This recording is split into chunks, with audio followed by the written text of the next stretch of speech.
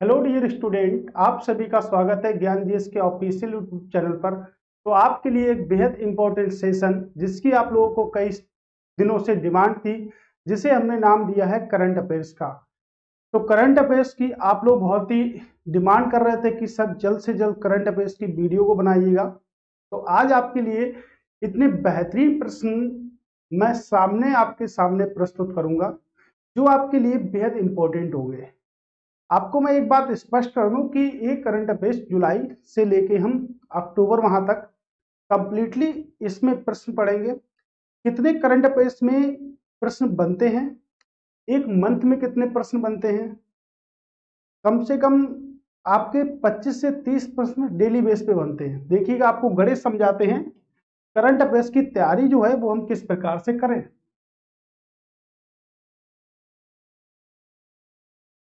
तो current affairs को हम किस प्रकार से पढ़ें, पहले तो ये थोड़ा सा देख लेते हैं। देखिएगा कि अगर मैं बात करूं तो पर डे एक मंथ में अगर हमारे 30 दिन होते हैं तो कम से कम हमारे 30 डेज में कितने प्रश्न एक मंथ में बनते हैं। एक टाइम टेबल हम 1 मंथ की बात करते हैं, इसमें 1 मंथ की ओनली बात करेंगे। तो 1 मंथ में कितना बनेगा, अगर मान लेते हैं कि पर डे बेस पे हमारे यहाँ पर कम से कम पर डे 25 प्रश्न बनते हैं, तो एक महीने में आपका कितना प्रश्न हो गया, 750। कितना हो गया, 750। और अगर यही प्रश्न अगर 30 प्रश्न पर डे बनते हैं तो एक महीने में कितना हो गया, 900। तो समथिंग इसी अप्रोक्स में बनते हैं। और एक साल में हमारे यहाँ पे जो मंथ होते हैं वो कितने होते हैं, 12। अगर मैं 12 मंथ की मल्टीप्लाई करता हूं, 12 गुणा 750 से अगर मैं मल्टीप्लाई कर देता हूं तो कितना हो गया आपका पास। 12 का 0 में गुणा करेंगे, 12 का 5 में गुणा करेंगे, 60 आएगा। उसके बाद में अगर मैं बात करूं तो 12 का किसमें 7 बार सत्ते होता है 84, 84 और 7 कितना होता है 91। टोटल मिला के कितना क्वेश्चन बना, कम से कम 91 क्वेश्चन। और यही अगर हम 900 में 12 की गुणा करते हैं तो 12 नेमा 108 होता है हमारे पास में 10,800 क्वेश्चन आपका बना। कितना बना, एक क्वेश्चन आपका कंप्लीट बना है। अगर पर डे बेस पे 25 से 30 प्रश्नों के अप्रोक्स में हम लेते हैं। गुणा भाग आप देख लीजिएगा, क्योंकि मैं पढ़ा रहा हूं जीके और आपको करंट अफेयर्स, तो हो सकता है गुणा गलत हो गई हो। बाकी आप लोग समझदार हैं तो आप लोगों को पता होगी कि मल्टीप्लाई सही है या गलत है हमारी। ठीक है, अब देखिएगा अगर मैं बात करूं, अच्छा मल्टीप्लाई गलत आ रही है, ठीक है कोई बात नहीं, 6 कर लेते हैं। ठीक है, अब तो ठीक है ना, अब तो ठीक आ रही है ना, अब तो कोई दिक्कत नहीं है। ठीक है, तो मैंने क्या बोला, मैं तो जीएस के टीचर हूं, आप लोग गणित के टीचर हो, या आप लोग गणित पढ़ रहे हो, रीजनिंग पढ़ रहे हो आप लोग, तो आप लोगों को अच्छे से तरह से पता होगा। तो कुल मिला के फिलहाल मेरा अप्रोक्स मानना है, ठीक है, कि मेरा कितना हो सकता है स्कोर। मैं स्कोर कितने नंबर पे कर दूं करंट अफेयर्स का, जहां पर 10/10 प्रश्न आते हूं, जहां पर 50/50 प्रश्न आते हूं। मान लीजिए करंट अप्रोक्स में मान रहा हूं सिर्फ, तो मेरा कंप्लीट स्कोर कैसे होगा, क्या 10,800 क्वेश्चन पढ़ने से होगा, कि हम एक महीने में इतने क्वेश्चन भाई पढ़ लेते हैं और हम एग्जाम निकाल देंगे यूपीएससी का, ईसीएस का, अदर कंपटीशन के जितने भी एग्जाम आपके होते हैं जहां पे करंट अफेयर्स पूरी पूछी जा रही है, वो एग्जाम हम क्या डिफाइन कर देंगे। अभी सोचने की विचारधारा है कि क्या हम इन एग्जामों को 10,800 क्वेश्चन यानी कि अप्रॉक्स 1100 क्वेश्चन पढ़ने के बाद क्या हम इन एग्जाम को डिसाइड कर सकते हैं कि हमारा सिलेक्शन होगा या नहीं। आप लोगों को पता है कि करंट अफेयर्स अगर हम डेली बेस पे पढ़ते हैं तो हमारा इतना सारा क्वेश्चन बनता जाके है कि शायद जब तक हम पढ़ते हैं मंथ का तब तक रिवीजन नहीं कर पाते और हमारी पोथी बन जाती है। क्या बन जाती है, पोथी बन जाती है। तो वो पोथी पूरी तरह से क्या होती है, बेकार हो जाती है, उसमें कुछ भी नहीं होने वाला है। ठीक है, वो अगर आप पढ़ते हो तो आपका बेस्ट नहीं है, वो बिल्कुल आपको बर्बाद करके रख देगा और आपका कभी भी सिलेक्शन वहां से नहीं होगा। आपने कई सारे टीचरों को देखा है जो करंट अफेयर्स में लगातार बनाए पड़े हैं क्वेश्चनों को। तो करंट अफेयर्स अगर इतना ज्यादा हम पढ़ेंगे तो हमारा सिलेक्शन क्या हो पाएगा। क्या 10,800 क्वेश्चन हम पढ़ लें तो क्या सभी क्वेश्चन पेपर में आ जाएंगे? नहीं ना। लैपटॉप्स में हमें कितना प्रतिशत भाग एक अच्छी तरह से कौन कौन से न्यूज़पेपर से, कौन कौन सी बुक से हमें अच्छी तरह से पढ़ना चाहिए, ये भी नॉलेज हमको होनी चाहिए। तभी हम एक अच्छा प्लेटफॉर्म अपनी लर्निंग के लिए तैयार कर सकते हैं और सिलेक्शन के लिए एक बेहद इंपॉर्टेंट तरीका को अपना सकते हैं। तो वो लर्निंग प्लेटफॉर्म क्या होने वाला है? तो मान लीजिएगा हमने आपको अप्रॉक्स में 11,000 क्वेश्चन बता दिए। मान लीजिएगा 11,000 क्वेश्चन अप्रॉक्स में आ गए आपके। अब 11,000 क्वेश्चन आपके एक साल में बनते हैं। अब 11,000 क्वेश्चन अगर एक साल में बनेंगे तो अब देखिए 11,000 आप याद करेंगे? नहीं कर पाएंगे। तो इसका मात्र मैं आपसे बोलता हूं कि इसका मात्र आप 10% याद करिएगा। किन किन एग्जामों के लिए याद करिएगा 10%? यूपीपीसीएस, आरओ एआरओ के लिए, ईपीएस। थोड़ा सा क्वेश्चन मिलेगा आपका यूपीएससी में, ऐसा नहीं है कि यहां से क्वेश्चन यूपीएससी में नहीं मिलेगा, लेकिन मैं आपका यूपीपीसीएस भी एक छोटे लेवल का एग्जाम नहीं है, सिविल सर्विस का एग्जाम है। आरओ एआरओ का review officer, assistant review officer के लिए, एपीएस के लिए भी मिलेगा। एक जो आपका जो मैं पॉइंट जो आपको बता रहा हूं, एक करंट अफेयर्स आपके सभी पेपरों में आती है। बीईओ के पेपर में भी आएगी। अभी जो आपके पैट के एग्जाम है, यूपी पैट के एग्जाम, उसके लिए भी बेहद इंपॉर्टेंट साबित होगी। तो कहां कहां पर हमसे किस प्रकार का क्वेश्चन पूछा जाता है, कैसे उन क्वेश्चनों पर हम अमल करें, कैसे क्वेश्चनों को हम बनाएं, तो उसी के लिए एक क्लास है। और एक क्लास ज्यादा क्वेश्चन नहीं सिखाएगी। अगर मैं आपसे बात करूं तो जितने भी एग्जाम होते हैं जहां पे करंट अफेयर्स आपकी कंप्लीट पूछी जाती है, वहां आप देख लीजिएगा पेपर देने के बाद आप मिला लीजिएगा, पेपर तो वहीं पर होने वाला है, कंप्लीट पेपर तो होने वाला है ना। और पेपर के बाद आपको पेपर भी मिलेगा, नहीं मिलेगा फिर भी आपको याद रहेंगी चीजें। तो सुविधा आपके पास है, आप मिला सकते हैं कितना क्वेश्चन पढ़ता है। तो मैं कह रहा हूं कि 11,000 क्वेश्चन ना पढ़कर पूरे साल में सिर्फ हम 10% क्वेश्चन पढ़ेंगे, जिन्हें हम कहेंगे 1100। अगर 1100 क्वेश्चन हम पढ़ते हैं, कितना, वो भी कंप्लीट पढ़ते हैं एक ईयर में, तो हम किसी भी एग्जाम के बेहद करीब पहुंच सकते हैं। लेकिन वो 1100 क्वेश्चन एक साल में कौन कौन से होंगे वो आपको समझना पड़ेगा। उसके लिए हम हैं, उसके लिए आपके पेपर हैं। कौन सा न्यूज़पेपर आप रीड करते हो, कितने न्यूज़पेपरों को आज तक आपने रीड किया है, इन सभी बातों को समझना पड़ेगा। तो समझने के लिए आप देखिएगा कौन कौन सा सबसे ज्यादा आपके जो न्यूज़पेपर आते हैं वो द हिंदू का। द हिंदू, जो भी पेपर में हेडलाइंस बनेगी वो पेपर में जरूर आएगी द हिंदू की, 100% आती है। Times of India, times of India, ये भी आपके 100% आना। इंडियन बिजनेस अखबार एक आता है, पीआईबी, इंडियन गवर्नमेंट की वेबसाइट पीआईबी, ये भी आपकी आती है। प्रेस इन्वेस्टिगेशन ब्यूरो, ये भारत सरकार की वेबसाइट है, इस पे भी सभी चीजें आपकी दिखाई देंगी। तो जो न्यूज हम पढ़ेंगे वो यहाँ से सबसे ज्यादा द हिंदू, सबसे वेरी वेरी मोस्ट इंपॉर्टेंट। आपका कोई न्यूज़पेपर अगर वो है तो वो द हिंदू सबसे ज्यादा इंपॉर्टेंट है। ठीक है, तो कितना परसेंट हमें पढ़ना है? तो हमें पढ़ना है मात्र पूरे साल की करंट अफेयर्स का 10%, जो very very very very very most important होगा। तो सेशन को बनाते हैं और आप भी बताइएगा क्या सेशन आप लोगों को लगता कैसा है। आप देखिएगा पूरी वीडियो को, है ना। और आपसे मैंने दो बात कही है कि आप किसी एक टीचर को पकड़िएगा और उसी से आप लगातार बने रहिएगा उसके संपर्क में, तो आपके सिलेक्शन करीब आ सकते हैं। बट आप टीचर को छोड़ते हैं, फिर से करते हैं, फिर से छोड़ते हैं, फिर से, तो फिर नहीं बनेगा। जैसे अगर दुनिया में भगवान राम को कभी वनवास ना होता तो लोग उनको एक व्यक्ति के नाम से मत जानते, कभी भी उनको एक भगवान का दर्जा नहीं मिलता। इसीलिए कहते हैं ना कि जीवन में अगर परिवर्तन आते हैं ना तभी हम सफल होते हैं। अगर हमारे जीवन में कभी दुख नहीं आएगा, कभी स्ट्रगल नहीं होगा, कभी संघर्ष नहीं करेंगे, तो कभी भी ज्यादा अच्छी सफलता की ओर हम मूव नहीं कर पाएंगे। तो आज की हमारी जो कहानी है वो बहुत ही ज्यादा प्रश्नों की है, और आज हम जुलाई की करंट अफेयर्स में कम से कम आपके लिए कई सारे बेहद बेहद बेहद इंपॉर्टेंट प्रश्न लेके आए हैं। ये देखिएगा कितने प्रश्न है आज के लिए, 50% प्लस है आज के लिए। ठीक है, चलिए और आते हैं पहले प्रश्न के साथ। और पहला प्रश्न हमारा ये हमको बता रहा है, क्या बता रहा है कि जुलाई 2023 में निम्नलिखित में से किस दक्षिण अमेरिकी देश ने ग्वाइलिन बेरी सिंड्रोम के कारण स्वास्थ्य आपातकाल घोषित किया है?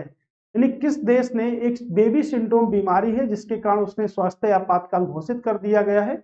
अगर हम इस बीमारी की बात करें तो ये बीमारी जो होती है मानव शरीर के इम्यून सिस्टम को क्षतिग्रस्त करती है। क्या करती है? जो हमारी प्रतिरक्षा जो तंत्र होता है उसको क्या करती है? क्षतिग्रस्त करती है। और इसके कारण एक देश है आपका पेरू, इसने क्या करा है, अभी हाल ही में आपातकाल लगा दिया गया। क्या लगा दिया है इसने? आपातकाल लगा दिया है पेरू ने। आप देखिएगा पेरू इसका राइट आंसर है। ठीक है, तो आपातकाल लगा दिया गया है जुलाई, यानी कि जुलाई का पहला प्रश्न है और पेरू ने अभी हाल ही में क्या लगा दिया है? आपातकाल लगा दिया है यहां पर। अब देखिएगा अगर हम बात करें तो आपको जितने भी देश आते हैं, जितने भी देश आते हैं तो सभी की कैपिटल करेंसी आपको याद करनी। जितने भी देश आते हैं, जैसे पेरू की कैपिटल क्या है, तो पेरू की कैपिटल आपकी लीमा हो। ठीक है, पेरू की कैपिटल हो गई आपकी, अर्जेंटीना की कैपिटल हो गई आपकी, वेनेजुला की कैपिटल हो गई। ये सब कैपिटल आपकी पेपर में आती है। ठीक है, तो आप पेरू की कैपिटल की बात करेंगे लीमा, मुद्रा की बात करेंगे सोल।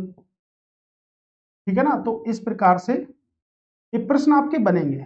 ठीक, तो अब शुरू करते हैं अच्छे तरह से, एकदम मस्त तरीके से। और पहला प्रश्न तो हमने देखा है, तो अब हम देख लेते हैं कि ब्राजील, जैसे ब्राजीलिया हो गए, अर्जेंटीना की ब्यूनस आयर्स हो गई, और आपके अगर वेनेजुला की बात करेंगे तो काराकस, काराकस हो गया। बात करेंगे तो ब्यूनस आयर्स। ओके, चलिएगा। अब अगर मैं बात यहां से करूं, ठीक है, कि ये देश जो आते हैं, इन देशों के अंतर्गत, ये सभी देश आपके दक्षिण अमेरिका के अंतर्गत आते हैं। किस महाद्वीप के अंतर्गत आते हैं? तो ये सभी देश आपके दक्षिणी अमेरिका महाद्वीप के अंतर्गत आते हैं।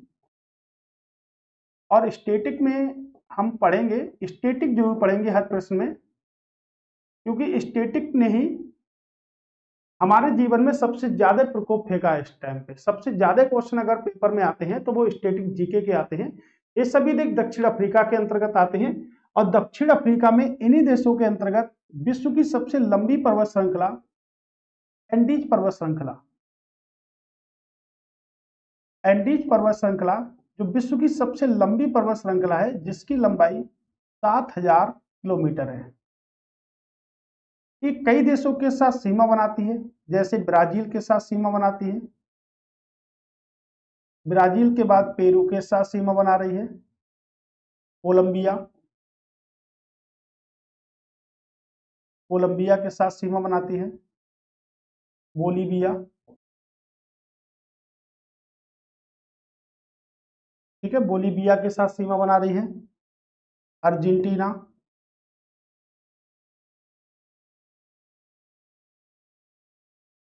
अर्जेंटीना के बाद बात करेंगे तो वेनेजुला के साथ सीमा बनाती है। ठीक है, तो ये इन देशों के साथ सीमा बना रही है। किस में पहुंचती है आपके? तो एंडीज पर्वत श्रृंखला दक्षिणी अमेरिका देश में है और इन सभी देशों के साथ सीमा बनाती है आपके एंडीज पर्वत श्रृंखला। तो कुल मिलाकर इन सभी देशों के साथ भी क्या करती है? सीमा बनाती है आपकी एंडीज पर्वत श्रृंखला, जो कि विश्व की सबसे लंबी पर्वत श्रृंखला है। और उसी में एक देश पड़ता है जिसको हम कहते हैं क्या? आपका पेरू। ठीक है, क्या पड़ता है? पेरू पड़ता है। इसमें एक आपका और होगा चिली। ठीक है, अब देखिएगा इन सभी की कैपिटल आपको याद है क्या? चिली जैसे सैंटियागो हो गया, अभी वेनेजुला की पढ़ी है हमने, काराकास हो गई कैपिटल। तो सभी की कैपिटल आपको याद करनी है, 1 बाय 1 आपको सभी की कैपिटल याद होनी चाहिए अच्छे से, तभी आप एक अच्छा स्कोर कर पाएंगे। तो ये क्या होता है? प्रतिरक्षा तंत्र को ही कमजोर करता है। जब किसी व्यक्ति के शरीर में जब कोई बीमारी आती है बेबी सिंड्रोम नाम की, तो उसी के क्या करता है? प्रतिरक्षा तंत्र को क्या करता है? कमजोर करता है। ठीक है, तो इस तरह जो हमारा आंसर है वो क्या है आपका पेरू। ठीक है, अगले प्रश्न की ओर मूव करते हैं। जुलाई 2023 में निम्नलिखित में से किस निवेश बैंक ने कहा कि भारत 2075 तक दूसरी सबसे बड़ी अर्थव्यवस्था बन जाएगा? किस बैंक ने कहा है कि भारत 2075 तक दूसरी सबसे बड़ी अर्थव्यवस्था बन जाएगा? सबसे बड़ी अर्थव्यवस्था किस देश की है? आपकी यूएसए की। जब यूएसए की अर्थव्यवस्था कुछ साल पहले जब गिरी थी तो भारत में दो व्यक्तियों को यूएसए ने आमंत्रित किया था, जिसमें एक डॉक्टर मनमोहन सिंह और दूसरे रघुराम राजन थे। उन दो लोगों ने अमेरिका गए और अमेरिका की अर्थव्यवस्था पर अध्ययन किया, और अर्थव्यवस्था पर अध्ययन करने के बाद कुछ समय के बाद वहां की अर्थव्यवस्था को बहुत ही अच्छी तरीके से और विश्व की सबसे नंबर 1 अर्थव्यवस्था बना दिया था। किसका योगदान था? भारतीय राजनीतिज्ञ का जनक जिन्हें कहते हैं डॉक्टर मनमोहन सिंह, और आरबीआई के पूर्व गवर्नर रघुराम राजन का इसमें प्रमुख योगदान था। उसके बाद क्या हुआ? अब ये बैंक बन रहे हैं, जो बैंक देती हैं, बताती हैं कि भाई भारत की इकोनॉमी रेट कैसी होने वाली। तो पहले तो ये पढ़ लेते हैं, भारत की अर्थव्यवस्था जो है आपकी वो किस पे आधारित है? भारत की अर्थव्यवस्था किस पे आधारित है? तो देखिएगा, आप लोगों ने पढ़ा होगा कि भारत की अर्थव्यवस्था कृषि पर आधारित है। किस पे आधारित है? कृषि पर। तो भारत की अर्थव्यवस्था आपकी कृषि पर आधारित है, लेकिन भारत में मिश्रित अर्थव्यवस्था का प्रयोग किया जाता है। तो भारत की अर्थव्यवस्था आपकी कृषि आधारित है, लेकिन कैसी अर्थव्यवस्था है? मिश्रित।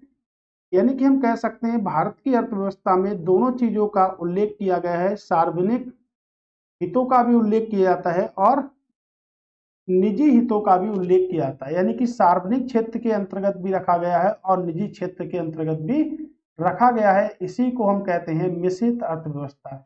किस श्रेणी में जानते हैं इसको? तो मिश्रित अर्थव्यवस्था की श्रेणी में जानते हैं। और कहा कि भारत 2075 तक दूसरी सबसे बड़ी अर्थव्यवस्था बन जाएगा। पता नहीं तब तक देखने के लिए लोग रहेंगे भी या नहीं रहेंगे।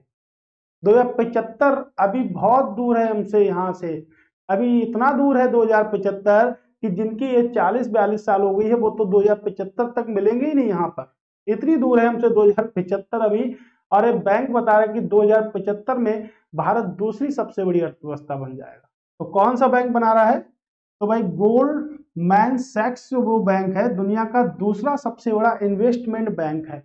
दुनिया का दूसरा सबसे बड़ा इन्वेस्टमेंट बैंक है गोल्डमैन सैक्स जो बैंक है, जो दुनिया का सबसे बड़ा इन्वेस्टमेंट बैंक है। अगर बात करेंगे कब हुई इसकी स्थापना, तो 1869 में इसकी स्थापना हुई। कहां पर इसका मुख्यालय है? तो न्यूयॉर्क। न्यूयॉर्क में इसका मुख्यालय। न्यूयॉर्क की अगर मैं बात करूंगा किस नदी के किनारे है, तो कह सकते हैं हडसन। हडसन नदी के किनारे है आपका न्यूयॉर्क। ठीक है, इसको याद रखिएगा। ओके, तो भारत की जो अर्थव्यवस्था है वो कृषि आधारित है, और कृषि आधारित में मिश्रित अर्थव्यवस्था है। मिश्रित अर्थव्यवस्था में आपके निजी व सार्वजनिक दोनों क्षेत्रों का अस्तित्व होता है, और ऐसी अर्थव्यवस्था को हम निजी अर्थव्यवस्था के रूप में जानते हैं। ओके, तो भारत की अर्थव्यवस्था में कई सारे क्षेत्र भी होते हैं, जैसे प्राथमिक क्षेत्र हो गया, द्वितीय क्षेत्र हो गया और तृतीय क्षेत्र होगा। ये देखिएगा, फर्स्ट क्षेत्र, द्वितीय क्षेत्र और तृतीय क्षेत्र। तो क्षेत्र भी होते हैं फर्स्ट, द्वितीय, तृतीय। तो देखिए, प्राथमिक क्षेत्र के अंतर्गत रखा जाता है कृषि को, द्वितीय क्षेत्र के अंतर्गत विनिर्माण सेवाओं को रखा जाता है, और तृतीय क्षेत्र के अंतर्गत अगर बात करेंगे, तृतीय क्षेत्र के अंतर्गत तो सेवा क्षेत्रों को रखा जाता है। इसको रखा जाता है, तो सेवा क्षेत्रों को रखा जाता है तृतीय क्षेत्र के अंतर्गत, जो हमें सेवा प्रदान करते हैं, जैसे होटल, व्यापार, परिवहन, संचार, बैंकिंग, ये सब क्या करती है? पुलिस सेवा प्रदान करती है हमें, तो उन्हीं को सेवा क्षेत्र कहते हैं। तो सबसे ज्यादा किस क्षेत्र में पहलू होते हैं? तो सबसे ज्यादा जो रोजगार के जो पहलू होते हैं वो किस क्षेत्र में होते हैं? सर्विस क्षेत्र में सबसे ज्यादा रोजगार के पहलू होते हैं। तो इस तरह एक प्रश्न हमारा कंप्लीट हुआ। अगले प्रश्न की ओर मूव करेंगे। करें, मोह जंगल जमी योजना किस राज्य से संबंधित है? मो जंगल, मुझे चलना है जंगल में, किस राज्य से संबंधित है? तो भाई मो जंगल, आपको कुछ भाषा अजीबोगरीब नहीं लग रही? बोले मो जंगल जमी योजना, मो जंगल जमी योजना, मो जंगल जमी योजना किससे संबंधित होगी? तो कह दो भाई उड़ीसा संबंधित होगी। किससे संबंधित होगी? उड़ीसा से संबंधित होगी। ठीक है, कहां से संबंधित होगी? आपके उड़ीसा संबंधित होगी मो जंगल जमी योजना। अगर उड़ीसा की बात करें तो देखिएगा, उड़ीसा की बात करते हैं, चलो एक स्टेट को देख लेते हैं, उड़ीसा। सबसे पहले तो हम बात करेंगे उड़ीसा के मुख्यमंत्री कौन है, उड़ीसा के गवर्नर कौन है। अगर आपने करंट अफेयर्स में हमें बहुत अच्छे से फॉलो किया होगा पहले कभी, क्योंकि बहुत दिन से क्लास नहीं चली हमारी करंट अफेयर्स की, लेकिन अब आपके लिए स्टार्ट हो चुकी है, अब समाप्त होने वाली नहीं है, कंप्लीट करेंगे एक एक मंथ की लेके। ठीक है, डेली बेस पे तो क्लास ही रखेंगे, डेली बेस पे आप भी करंट अफेयर्स ना पढ़िएगा, बट आप पढ़ लीजिएगा किसी अखबार वगैरह से, लेकिन मंथ में आपकी क्लास अभी तो जल्दी जल्दी, क्योंकि अभी हमारे पेपर आने वाले हैं तो बहुत ही जल्दी जल्दी क्लास भी रखेंगे करंट अफेयर्स की। फिलहाल अभी क्लास जो हमारी हो रही है करंट अफेयर्स की, वो हम कंप्लीट करेंगे पहले जुलाई से। ठीक है, तो जुलाई को 2 पार्टों में करेंगे, उसके बाद अगस्त को 2 पार्टों में करेंगे, सितंबर को 2 पार्टों में करेंगे, अक्टूबर को 2 पार्टों, यानी कि मंथ में 2 क्लासें आपके लिए बेहद इंपॉर्टेंट होने वाली हैं। ठीक है, तो मो जंगल अगर आप यहाँ से पढ़े होंगे तो आपको अच्छी तरह से पता होगा, ठीक है, कि आपका जो संबंध है, ठीक है, वो कहाँ से? उड़ीसा से है। और डीएलआर क्या होता है? डी से मतलब होता है डिस्ट्रिक्ट, एल से मतलब होती है लोकसभा सीटें, और आर से मतलब होता है राज्यसभा सीटें। सीएम की बात करेंगे तो कौन है? नवीन पटनायक।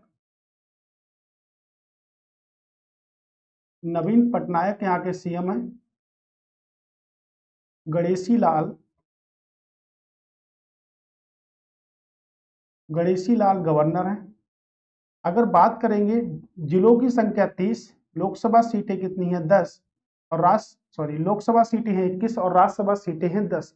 देखिएगा हमेशा लोकसभा सीटों की संख्या ज्यादा होगी, राज्यसभा सीटों की संख्या क्या होगी? कम होगी। लोकसभा सीटें ज्यादा होंगी, राज्यसभा सीटें हमेशा कम होंगी, और राज्यसभा सीटों का आवंटन राज्य की जनसंख्या पर निर्भर करता है। तो राज्यसभा सीटों का आवंटन राज्य की जनसंख्या पर निर्भर करता है। ओके, समझिएगा बात को।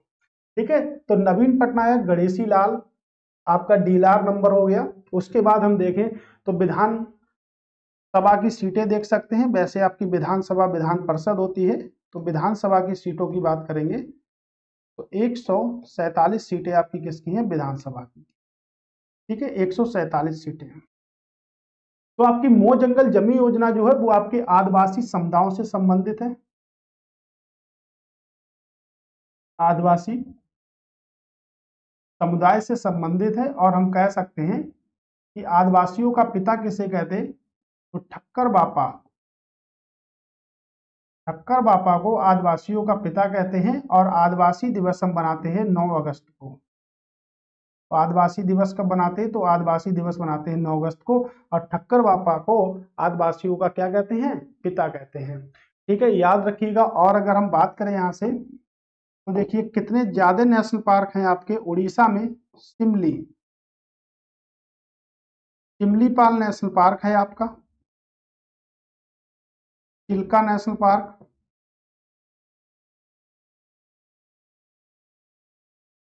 ठीक है, भीतरकनिका, भीतरकनिका नेशनल पार्क भी है। तो ये मोस्ट इंपोर्टेंट नेशनल पार्क हैं आपके, सिमलीपाल, चिल्का, भीतरकनिका नेशनल पार्क। ये सब क्या है? Very very most important national park हैं। तो आपने उड़ीसा को पढ़ लिया। देखिएगा छत्तीसगढ़ राज्य की अगर बात करेंगे, ये निर्माण हुए थे दोनों राज्य। छत्तीसगढ़ राज्य का निर्माण हुआ था 1 नवंबर 2000 को, और 15 नवंबर 2000 को आपका जो राज्य हुआ था वो झारखंड का निर्माण हुआ था। अब इसके बीच में ये भारत का बनने वाला 26वां राज्य था, और ये भारत का बनने वाला 28वां राज्य था। तो आपका 27वां राज्य क्या हुआ होगा? तो 27वां राज्य जो बना है वो बना है 9 नवंबर 2000 को, जिसका नाम क्या रखा गया? उत्तरांचल। और 2006 में इसको क्या बोले हम? उत्तराखंड बोले। तो आपके 3 राज्य बन गए थे। इसको भी याद रखिएगा, इसके बारे में भी हम पढ़ेंगे अच्छे से। ठीक है, अभी के लिए आंसर क्या है आपका? Orissa is the right answer. कह रहा है स्टार्टअप शिखर सम्मेलन की मेजबानी किस शहर में की गई। तो स्टार्टअप शिखर सम्मेलन की मेजबानी किस शहर में की गई, अहमदाबाद, बंबई, गुरुग्राम या लखनऊ में की गई। चलिए आप बताइएगा, अगर लखनऊ की बात करें तो लखनऊ की स्थापना शहादत खान ने की। शहादत अली खां, शहादत अली खान ने लखनऊ की स्थापना की थी। लेकिन अभी हम बोले कि लखनऊ, तो लखनऊ का प्राचीन नाम था अवध, तो अवध की स्थापना शहादत खान ने की थी। लखनऊ जो वर्तमान समय में जो नाम है उसकी स्थापना आसफ उद दौला ने की थी। आसफ उद दौला। तो देखिएगा, अवध लखनऊ को प्राचीन नाम से जानते थे, जिसमें बेगम हजरत महल का 1857 क्रांति में बेहद महत्वपूर्ण योगदान था। और इसी के अंतर्गत अगर हम बात करेंगे तो आपकी जो जानकारी के लिए, अवध नाम से जानते थे लखनऊ को पुराने समय में। तो अवध की स्थापना शहादत खान ने, लेकिन जो लखनऊ है वर्तमान समय में उसकी स्थापना आसफ उद दौला के द्वारा की गई। कह रहे हैं अहमदाबाद को भारत का मानचेस्टर कहते हैं। भारत का मैनचेस्टर कहते हैं, क्योंकि मन को चाहने वाला मैनचेस्टर कहते हैं।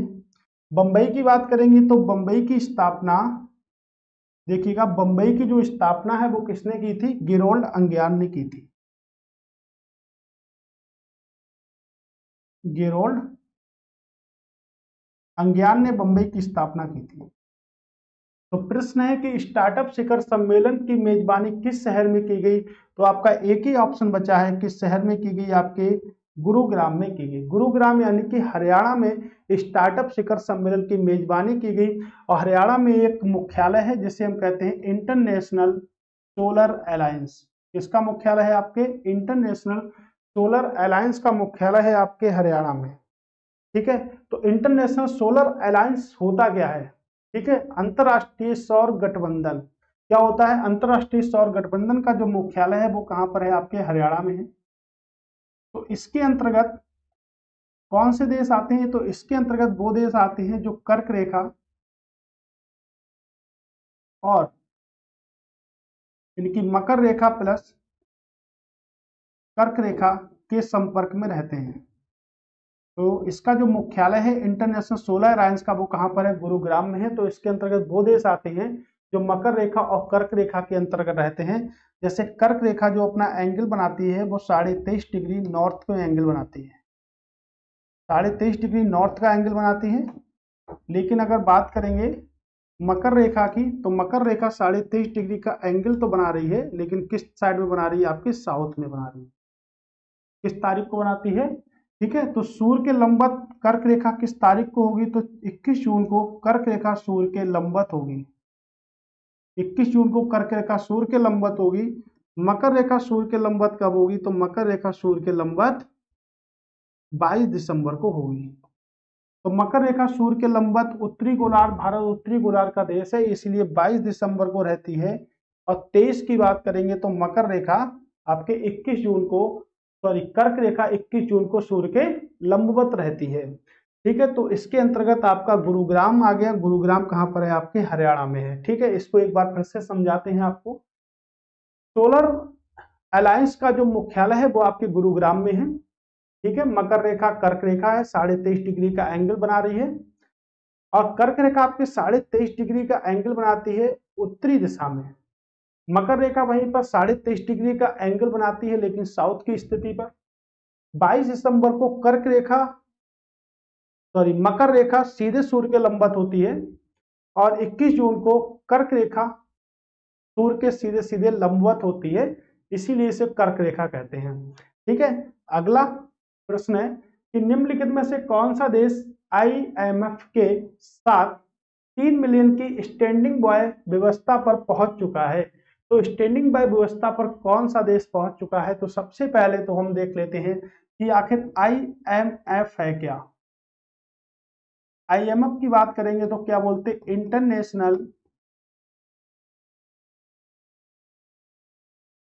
International monetary fund.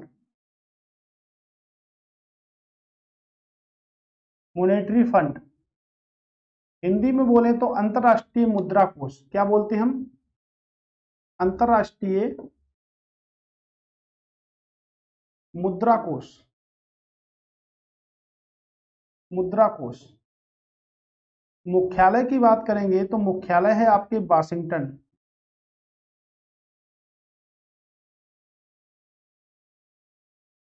Washington DC में इसका मुख्यालय है।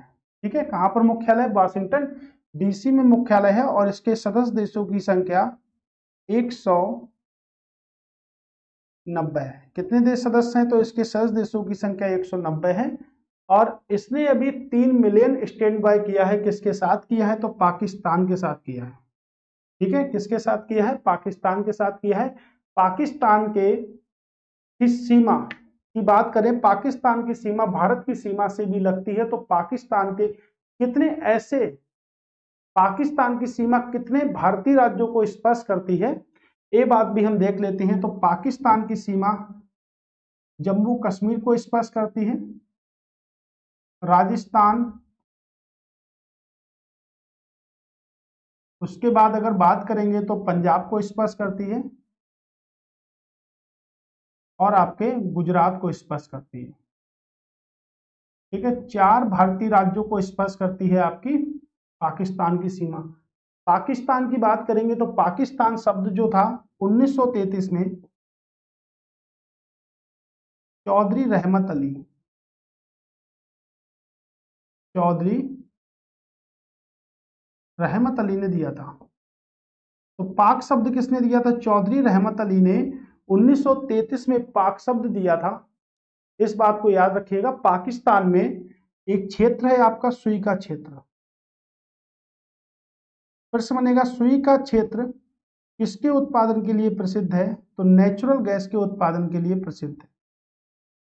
यानी कि बोल सकते हैं प्राकृतिक गैस, प्राकृतिक गैस के उत्पादन के लिए प्रसिद्ध है। तो प्राकृतिक गैस के उत्पादन के लिए पाकिस्तान का एक क्षेत्र जिसे बोलते हैं सुई का क्षेत्र उत्पादन के लिए प्रसिद्ध है। श्रीलंका की बात अगर करेंगे तो श्रीलंका भारत के साथ स्थलीय सीमा नहीं बनाता, कैसी बनाता है? जलीय सीमा बनाता है। तो कौन से जलडमरू मध्य के द्वारा बनाता है? तो पाक जलडमरू मध्य भारत और श्रीलंका को क्या करता है? अलग करता है। कौन सा करता है? पाक जलडमरू मध्य। ईरान की कैपिटल की बात करेंगे तो तेहरान और इराक की कैपिटल की बात करेंगे तो Baghdad. Iran, Tehran, Iraq, Baghdad, याद रखिएगा इस बात को। ठीक है, ये आपका भूटान है तो भूटान से भी 699 किलोमीटर की सीमा बनाता है। ठीक है, जैसे पश्चिम बंगाल हो गया, वो असम हो गया, आपके सीमा बना रहे हैं भूटान से, तो इसको याद रखिएगा। यहाँ पे हमने प्राकृतिक गैस पढ़ा, तो प्राकृतिक गैस का मुख्य अवयव क्या होता है आपका? CH4। तो CH4 प्राकृतिक गैस का आपके मुख्य अवयव है। ठीक है, कोई डाउट, कोई परेशानी? तो 3 मिलियन की स्टैंड बाय करने वाला जो देश बना है वो कौन सा बना है आपका? पाकिस्तान। 3 मिलियन की स्टैंड बाय की है किसके साथ? अंतरराष्ट्रीय मुद्रा कोष के द्वारा स्टैंड बाय की है इसने। ठीक है, अगला प्रश्न है कि निम्नलिखित में से कौन सा कथन लीगो इंडिया प्रोजेक्ट के बारे में गलत है? निम्नलिखित में से कौन सा कथन जो है वो लीगो इंडिया प्रोजेक्ट, ठीक है, लीगो इंडिया प्रोजेक्ट के बारे में गलत है? यह परियोजना का उद्देश्य ब्रह्मांड के गुरुत्वीय तरंगों का पता लगाना है। तो ब्रह्मांड में गुरुत्वीय तरंगों का पता लगाना है, ये तो बिल्कुल ठीक है। यह महाराष्ट्र के हिंगोली जिले में स्थित होगा, ये भी ठीक है। इसे वर्ष 2024 में शुरू करने की उम्मीद है। उपयुक्त में कोई नहीं, तो 2024 में शुरू करने की उम्मीद नहीं है, 2030 में शुरू करने की उम्मीद है। कब शुरू करने की उम्मीद है? 2030 में शुरू करने की उम्मीद है इसकी। उपयुक्त में कोई नहीं, तो ये तो वैसे ही, यानी कि ऑप्शन इसका क्या होगा? Option number C. बात करेंगे ब्रह्मांड की। ब्रह्मांड, ब्रह्मांड का अध्ययन क्या कहलाता? पहला पॉइंट, तो ब्रह्मांड का अध्ययन कहलाता है कॉस्मोलॉजी। कॉस्मोलॉजी, तो ब्रह्मांड का अध्ययन कहलाता है आपका कॉस्मोलॉजी। ठीक है। ब्रह्मांड की उत्पत्ति का जो सिद्धांत दिए थे, तो ब्रह्मांड की उत्पत्ति का सिद्धांत जिसने दिया था उन्हें कहते हैं जॉर्ज लेमेत्रे। तो जॉर्ज लेमेत्रे ने ब्रह्मांड की उत्पत्ति का सिद्धांत दिया था, और ब्रह्मांड के अध्ययन को क्या कहते हैं, तो ब्रह्मांड के अध्ययन को कहते हैं कॉस्मोलॉजी। ठीक है। गुप्ते तरंगों का पता लगाने के लिए महाराष्ट्र में शामिल किया गया था। महाराष्ट्र की अगर बात करेंगे तो चलिए महाराष्ट्र का डीएलआर तो आप सभी लोग अब समझ ही गए होंगे। तो डीएलआर नंबर महाराष्ट्र का देख लेते हैं कितना है, 36 जिलों की संख्या है, 48 लोकसभा सीटें हैं और 19 क्या हैं, राज्यसभा सीटें हैं। ठीक है। टडोबा नेशनल पार्क बहुत ही इंपॉर्टेंट है। Tadoba national park, Chandoli national park, ये सब कहाँ पर है आपके, ये सब आपके महाराष्ट्र में है। ठीक है, कहाँ पर है आपके महाराष्ट्र में है। और डीएलआर याद रखिएगा, अभी तक हम 2 डीएलआर पढ़े हैं। एक पढ़े हैं किसका, उड़ीसा का। तो उड़ीसा का में लोकसभा की सीटें कितनी है, राज्यसभा की सीटें कितनी है, जिलों की संख्या कितनी है। उसी प्रकार हमने पढ़ा है महाराष्ट्र का, तो महाराष्ट्र में कितनी है। इन सभी की नॉलेज आपको होनी चाहिए, क्योंकि पेपर में एक प्रश्न बनेगा कि भाई क्या प्रश्न बनेगा पेपर में, पेपर में प्रश्न ए बनेगा कि इधर राज्य लिखा हुआ है एक तरफ और एक तरफ उसमें लिखा है लोकसभा की सीटें, राज्यसभा की सीटें, कौन सुमेल करता है या कौन सुमेलित नहीं है। इस प्रकार के क्वेश्चन आज के पेपरों में बहुत सारे बनते हैं। ठीक है। अगला प्रश्न है कि निम्नलिखित में से किस संस्थान ने हाल ही में डिजिटल और सतत व्यापार सुविधा पर वैश्विक सर्वेक्षण जारी किया है। तो किस संस्थान ने ये सुविधाजनक सर्वेक्षण जारी किया है। ठीक है, ये तो कोई ऑप्शन नहीं है। ठीक है, तो किस संस्थान ने, विश्व आर्थिक मंच। अगर विश्व आर्थिक मंच की बात करेंगे तो इसका मुख्यालय कहां पर है, आपके जिनेवा में। ठीक है, मुख्यालय कहां पर है, आपके जिनेवा में। अंतर्राष्ट्रीय मुद्रा कोष का मुख्यालय अभी हमने बताया आपको वाशिंगटन डीसी में। डीसी की अगर बात करेंगे, डिस्ट्रिक्ट ऑफ कोलंबिया, इसका भी मुख्यालय आपके कहां पर है, विश्व व्यापार संगठन का मुख्यालय भी कहां पर है आपके। ठीक है, विश्व व्यापार संगठन का मुख्यालय भी आपके जिनेवा में है।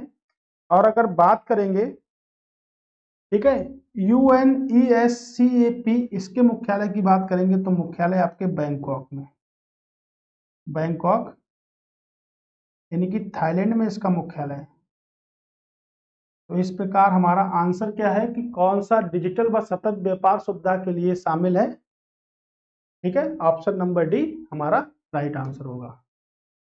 ठीक है, ये देखिएगा कितना बड़ा प्रश्न है।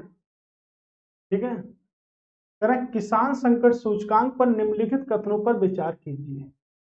तो सबसे पहले तो ए पॉइंट पढ़ना है कि विचार करना है, उसके बाद हमें पढ़ना है कि इस पे पूछा क्या है, तो कौन सा सही नहीं है, कौन सा सही नहीं है, ये पूछा है। सूचकांक केंद्रीय शुष्क भूमि कृषि अनुसंधान द्वारा जारी किया गया। तो सूचकांक जो है उसे केंद्रीय शुष्क कृषि भूमि अनुसंधान संस्थान द्वारा जारी किया गया। इस संगठन की बात करेंगे, इस संगठन आपके कहां पर है, जोधपुर में है। जोधपुर यानी कि राजस्थान में संगठन है। कहां पर संगठन है आपके, जोधपुर राजस्थान में। सूचकांक का प्रबंधन CRIDA द्वारा किया जाएगा और इसे विभिन्न राज्य सरकार, स्थानीय निकाय और ग्रामीण विभागों के लिए उपलब्ध कराया जाएगा। तो भाई कृषि से संबंधित है, तो इन सभी के बारे में फैक्ट सही है, यानी कह सकते हैं ऑप्शन दोनों राइट हैं। ऑप्शन दोनों क्या है, एकदम ठीक ठाक हैं आपके। ठीक है, अगला प्रश्न देखते हैं। निम्नलिखित में से किस शहर ने ग्रीन हाइड्रोजन पर अंतरराष्ट्रीय सम्मेलन का आयोजन किया है। तो किस शहर ने ग्रीन हाइड्रोजन पर अंतरराष्ट्रीय सम्मेलन का आयोजन किया है, मेलबर्न, लॉस वेगास, बाली या नई दिल्ली। ठीक है, तो क्या होगा राइट आंसर, राइट आंसर होगा आपका नई दिल्ली। ठीक है, ये राइट आंसर होगा। चलिए समझते हैं, आपके हाइड्रोजन को खींचे या इसमें से दिल्ली को खींचे। तो पहले तो चलो दिल्ली को खींच लेते हैं, इधर खींच लेते हैं दिल्ली को। दिल्ली की अगर बात करें, दिल्ली की स्थापना किसने की थी, अंगनपाल ने। दिल्ली की स्थापना अंगनपाल ने की थी। और अगर बात करेंगे किस वंश से संबंधित थे, तो तोमर वंश से। ठीक है, किस वंश से संबंधित थे, तो आपके तोमर वंश से संबंधित थे। सबसे पहला पॉइंट, दिल्ली की स्थापना, जो राजधानी हमारी दिल्ली, जब भारत देश बना था तब भारत की जो प्रारंभिक राजधानी थी वो क्या थी, कोलकाता थी। लेकिन 1911 में राजधानी को चेंज कर दिया गया। 1911 में राजधानी को चेंज कर दिया गया था और उस समय जो वायसराय थे वो लॉर्ड हॉर्डिंग, कहते हैं उस समय जो वायसराय थे वो लॉर्ड हॉर्डिंग थे। इन्होंने जो राजधानी बनाई थी कोलकाता से पुरानी दिल्ली को बनाया था। तो कोलकाता से राजधानी परिवर्तन करके कहाँ लाएगी, पुरानी दिल्ली लाएगी। उसके बाद 1931 की जब तारीख को आया था, 1931 की तारीख के समय जो वायसराय थे भारत में वो कौन थे, लॉर्ड इरबन। तो लॉर्ड इरबन ने क्या किया, भारत की राजधानी पुरानी दिल्ली से कहाँ स्थापित कर दी, नई दिल्ली। तो आज की डेट में जो राजधानी है वो कहाँ है, भारत की नई दिल्ली है, बल्कि पुरानी दिल्ली नहीं है। तो देखिए कोलकाता से राजधानी 1911-12 में स्थानांतरित करके कहाँ लाएगी, दिल्ली, पुरानी दिल्ली नाम दिया गया। पुरानी दिल्ली से अब उसे नई दिल्ली 1931 में नाम दिया गया। तो दिल्ली को राजधानी क्षेत्र दिल्ली के नाम से जानते हैं हम, ठीक है, एनसीआर दिल्ली के नाम से जानते हैं दिल्ली को। तो ये तो कुछ डिटेल थी दिल्ली के बारे में। आंगनपाल ने स्थापना करी थी, तोमर वंश से संबंधित है। एक बहुत ही प्यारा टेम्पल है जिसे कहते हैं लोटस टेम्पल। दिल्ली में एक बहुत ही प्यारा टेम्पल है जिसे कहते हैं लोटस टेम्पल। और अगर इस टेम्पल की बात करेंगे तो ये भाई धर्म से संबंध रखता है। तो ये टेम्पल तो है लेकिन इसमें कोई भी मूर्ति नहीं है। और भाई धर्म के लोग जो होते हैं वो मूर्तियों की पूजा ना करने की अपेक्षा किसकी पूजा करते हैं, तो किताबों की पूजा करते हैं। इसीलिए इसे शांति का प्रतीक माना जाता है और विश्व का एकमात्र ऐसा मंदिर है जिसे लोटस टेम्पल का नाम दिया गया, लेकिन उसमें कोई भी मूर्ति आपकी नहीं है। ओके, कोई भी मूर्ति नहीं है यहाँ पर, ठीक है। तो एक प्रश्न था। अब हाइड्रोजन की बात कर लेते हैं। तो देखिएगा हाइड्रोजन की अगर बात करें तो आवर्त सारणी का आवारा एलिमेंट्स है, आवर्त सारणी का एक आवारा एलिमेंट्स है जिसे हम कह सकते हैं आवारा।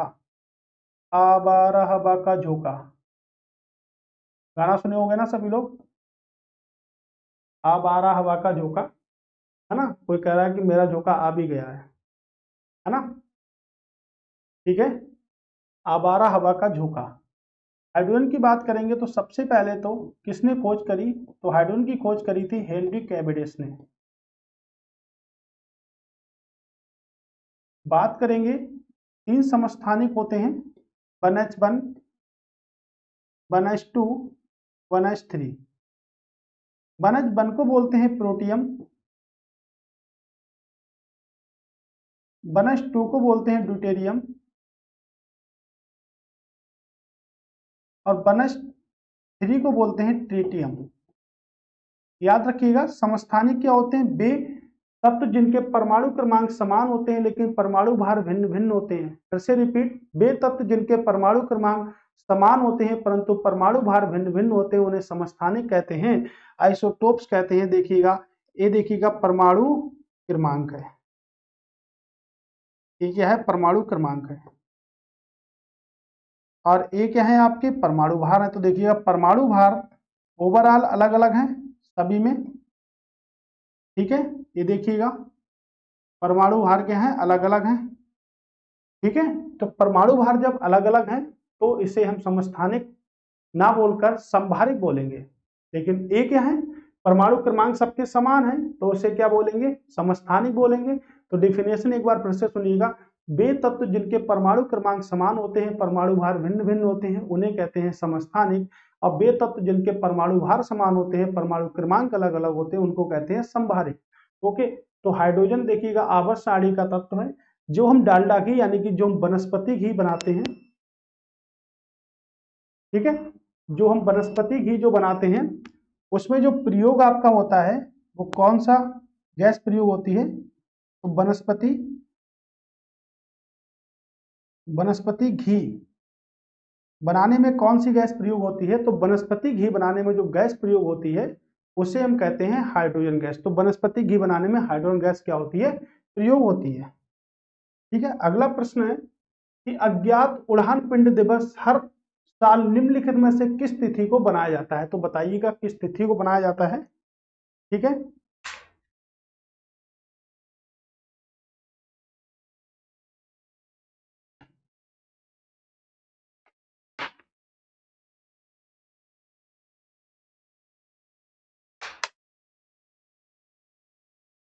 किस तिथि को बनाया जाता है? ठीक है, तो किस तिथि को बनाते हैं? 2 जुलाई को बनाते हैं। 3 जुलाई की बात करेंगे तो अंतर्राष्ट्रीय, चलिए लिख लेते हैं, अंतर्राष्ट्रीय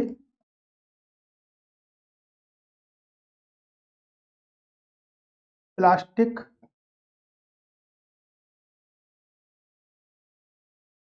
बैग मुक्त डे बनाते हैं। 4 जुलाई की बात करेंगे तो अमेरिकी का स्वतंत्रता दिवस मनाते हैं।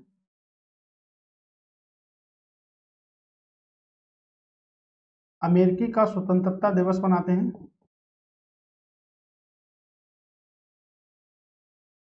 ठीक है, और 5 की अगर हम बात करेंगे, 5 को क्या बनाते हैं? तो 5 को हम मनाते हैं अल्जीरिया का स्वतंत्रता दिवस।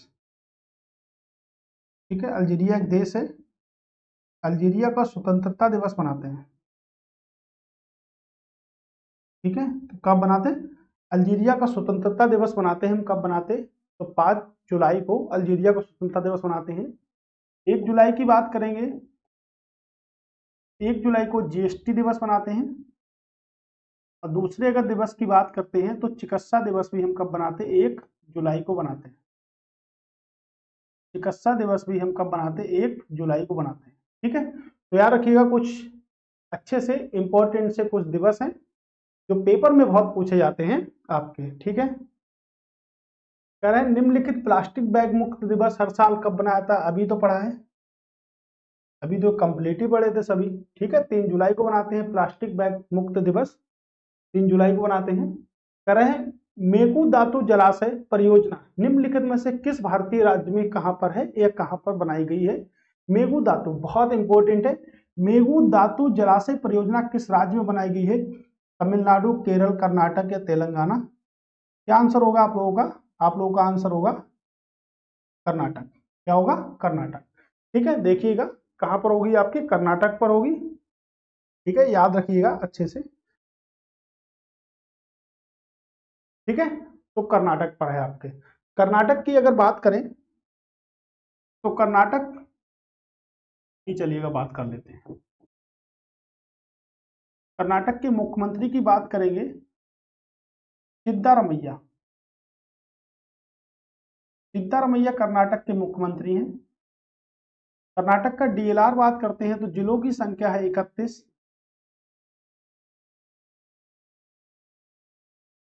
लोकसभा सीटें 28 हैं, फिर 12 सीटें हैं। यहाँ पर विधानसभा की सीटें हैं 224, तो विधानसभा की सीटों की संख्या 224। और विधान परिषद की सीटों की संख्या आपकी 75 है। तो याद रखिएगा विधान परिषद की जो सीटों की संख्या है वो 75 है और विधानसभा की सीटों की संख्या 224 है। आपको पता है कि भारत के 6 राज्यों में ही मात्र विधानसभा है, तो सॉरी, भारत के 6 राज्यों में ही मात्र विधान परिषद है। कितने राज्यों विधान परिषद है? मात्र 6 राज्यों विधान परिषद है। तो देखिएगा बिहार में भी विधान परिषद है आपके, जिसमें कर्नाटक के समान ही सीटें हैं। सीटों की संख्या है आपके 75। महाराष्ट्र में आपके सीटों की संख्या है 78। फिर आपके आंध्र प्रदेश में सीटें हैं 58। तेलंगाना में सीटें हैं आपकी 40 और आपके यूपी में विधान परिषद की जो सीटों की संख्या है वो है 100। कितनी है? 100। तो 6 राज्यों में ही, भारत के 6 राज्यों में ही विधान परिषद की सीटें हैं। कुल मिलाकर सीटों की संख्या 426 है। कितनी है? 426 कुल मिलाकर सीटों की संख्या है। तो विधान परिषद 6 राज्यों में है, याद रखिएगा। पूछा जा सकता है पेपर में किस राज्य में विधान परिषद नहीं है। कर्नाटक की बात हम कर ही रहे हैं, यहां से कर्नाटक की बात करेंगे तो बहुत ही ज्यादा इंपॉर्टेंट एक नेशनल पार्क है जिसे कहते हैं Bandipur national park. Very very most important, Bandipur national park, Dandeli national park, सबसे इंपॉर्टेंट बांदीपुर नेशनल पार्क। ठीक है, तो ये मोस्ट इंपॉर्टेंट नेशनल पार्क है आपके, याद रखिएगा इनको। ठीक है, चलिए, ठीक है, ओके, याद रखिएगा। अगला प्रश्न है कि वैश्विक प्रतिस्पर्धात्मक सूचकांक 2023 में भारत का कौन सा स्थान है? बेहद इंपॉर्टेंट, भारत का स्थान कौन सा है? 40वां है, 43वां है, 86 है या 90 है? बताइएगा क्या होगा आपका आंसर।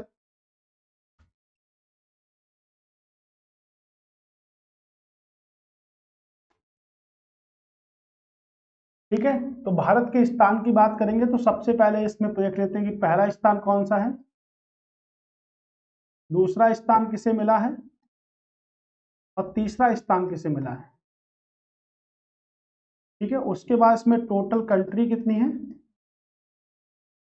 टोटल कंट्री कितनी आई है इसके अंतर्गत, तो टोटल ये 64 कंट्रियों पर हुआ है, जिसमें भारत का नंबर आपका क्या है? 40वां। तो भारत का नंबर 40वां है, तो पहला किसका है, दूसरा किसका है, तीसरा किसका है, ये बात हमें अच्छे से पता होनी चाहिए। तो पहला है आपके डेनमार्क का, डेनमार्क का पहला, आयरलैंड का दूसरा, और तीसरा बात करेंगे तो स्विट्जरलैंड का, स्विट्जरलैंड का क्या होगा? तीसरा होगा। ठीक है, स्विट्जरलैंड का क्या होगा? तीसरा होगा। बेहद इंपॉर्टेंट है। टोटल कितने देश हैं आपके? टोटल मिला के 64 देश है, जिसमें से भारत का जो नंबर है वो आपके 40वां नंबर है। ठीक है, भारत का कौन सा नंबर है? तो भारत का 40वां नंबर है। ये देखिएगा, जिममेक्स समुद्री अभ्यास है, ये 2023 के संदर्भ में कौन से कथन सही है? बेहद इंपॉर्टेंट है। जिममेक्स 23 का मेजबान देश जापान है। यह जापान, भारत और ऑस्ट्रेलिया का एक बहुपक्षीय अभ्यास है। उपयुक्त कथनों में से कौन सा कथन जो है वो आपका गलत है? ठीक है, कौन सा कथन आपका गलत है, एक क्वेश्चन है हमारा। तो देखिएगा किस नंबर का संस्करण है। तो अगर मैं इसमें बात करूं तो देखते हैं क्या बनता है इसमें हमारा। समुद्री अभ्यास, मेजबान देश तो इसका जापान ना होकर भारत है। भारत के विशाखापट्टनम में, भारत के विशाखापट्टनम यानी कह सकते हैं आंध्र प्रदेश में होने वाला है। ठीक है, भारत, जापान और ऑस्ट्रेलिया का एक बहुपक्षीय अभ्यास है। तो भाई ऑस्ट्रेलिया कहां से आ गया इसमें? इसमें तो दोनों के दोनों गलत हो गए आपके, ना तो पहला सही है ना तो दूसरा सही है। भारत व जापान के मध्य 7वां संस्करण है। कौन से नंबर का संस्करण है? तो 7वां संस्करण। जापान की बात करेंगे तो जापान की कैपिटल क्या है? आप लोगों को सभी को पता है, टोक्यो। और अगर बात करेंगे मुद्रा क्या है, तो मुद्रा है आपकी येन। ठीक है, ऑस्ट्रेलिया की महाद्वीपों में सबसे छोटा महाद्वीप कौन सा है? ऑस्ट्रेलिया है। इस कैपिटल क्या है? कैनबरा। मुद्रा क्या है उसकी? डॉलर। भारत की तो पता है रुपया है, और क्या है आपको? ठीक है, राजधानी क्या है? लखनऊ। क्या राजधानी है भारत की? तो भारत की राजधानी क्या है? तो भारत की राजधानी है न्यू दिल्ली। अभी तो बताई थी भारत की राजधानी नई दिल्ली है, और नई दिल्ली एनसीआर दिल्ली हो गई। 1911 में कोलकाता से भाई दिल्ली आ गए, और फिर पुरानी दिल्ली से मूव कर दिया 1931 में नई दिल्ली। लॉर्ड हार्डिंग को अच्छा नहीं लग रहा था, वहां पे मजा नहीं आ रहा था पुरानी दिल्ली में, इसलिए नई दिल्ली में आ गए वो। अभी तो समझाए, इतनी जल्दी आप लोग भूल जाते हो। ठीक है, भूलना नहीं है आप लोगों को। ठीक है ना, गट्स बना के रखिएगा कि हमारे अंदर जो भी बातें हैं वो बिल्कुल निकल के आनी चाहिए, बाहर तक निकल के आनी चाहिए। कह रहे पेटेस्ट पेस्टेडेस पेटेस रूमिनेट्स भारत के कई राज्यों में निम्नलिखित में से किस मवेशी में वायरल बीमारी का कारण बना है? तो किस मवेशी बना है? गाय में, भैंस में, ऊंट में, या बकरी या भेड़ में? तो इसका मुझे यही आंसर ठीक लगता है, और यही आंसर इसका ठीक भी है, बकरी और भेड़ में। जिसके आंसर आपको ना पता हो, जो सबसे बड़ा आंसर होगा ना भाई उसका आंसर होगा। ठीक है, ऐसा कोई लॉजिक नहीं है, सिर्फ तरीका है थोड़ा बहुत। कह रहे हैं जुलाई 2023 के पहले सप्ताह में निम्नलिखित में से किस देश ने रणनीतिक रूप से स्थित होर्मुज जलडमरू के पास 2 टैंक क्रो को जब्त करने का प्रयास किया है? किस देश ने जलडमरू को रोकने का प्रयास किया है, नहीं जब्त करने का प्रयास किया है? सऊदी अरब, पाकिस्तान, ईरान व ओमान। ओमान की कैपिटल है मस्कट, ईरान की कैपिटल है तेहरान, पाकिस्तान की इस्लामाबाद कैपिटल है। तो आंसर क्या होगा हमारा? ईरान। क्या आंसर होगा आपका? ईरान हमारा राइट आंसर होगा। कह रहे हैं निम्नलिखित में से कथनों पर विचार कीजिए। I2Y2 ने भारत के खाद्य एटीएम विकसित किए हैं। खाद्यान्न एटीएम को अन्नपूर्णा एटीएम के नाम से जाना जाता है।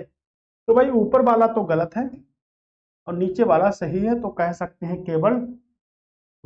आप बता सकते हो कि भारत का पहला ATM automated teller machine ATM किसने बनाया?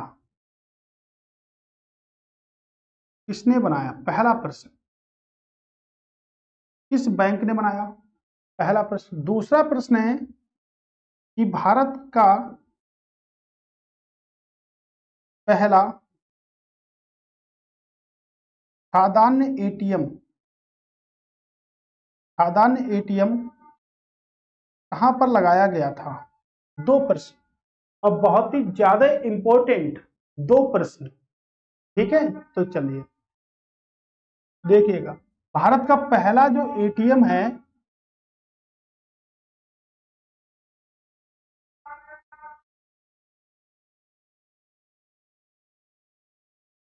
तो कहां पर लगाया गया था? तो देखिए भारत का पहला एटीएम किसने बनाया था? एचएसबीसी बैंक ने बनाया था पहला एटीएम। ठीक है, और भारत का पहला खाद्यान्न एटीएम कहां लगाया गया था? गुरुग्राम हरियाणा में लगाया गया था। अभी हमने पढ़ा था कुछ देर पहले, सोलर अलायंस का मुख्यालय कहां पर है? आपके हरियाणा में है। ठीक है, तो वहीं पर लगाया गया था इसका एटीएम। ठीक है, अगला प्रश्न है कि जुलाई 2023 में भारत सरकार ने निम्नलिखित में से किस अफ्रीकी देश में एक आईआईटी वैश्विक परिसर स्थापित करने का निर्णय लिया? Very very very very very very important प्रश्न है, आएगा 100% सवाल पेपर में छपेगा। ठीक है, 100% आएगा, बिल्कुल नोट कर लो, आने वाला ही है। किस अफ्रीकी देश में भारत ने आईआईटी परिसर स्थापित करने का निर्णय लिया है? तंजानिया, दक्षिण अफ्रीका, मिस्र या कांगो? क्या होगा? मेरी डोडोमा, यानी कि तंजानिया कह रहा है कि मेरी कैपिटल डोडोमा है। ठीक है, डोडोमा। मुद्रा की बात करेंगे, मुद्रा क्या है आपकी? शिलिंग।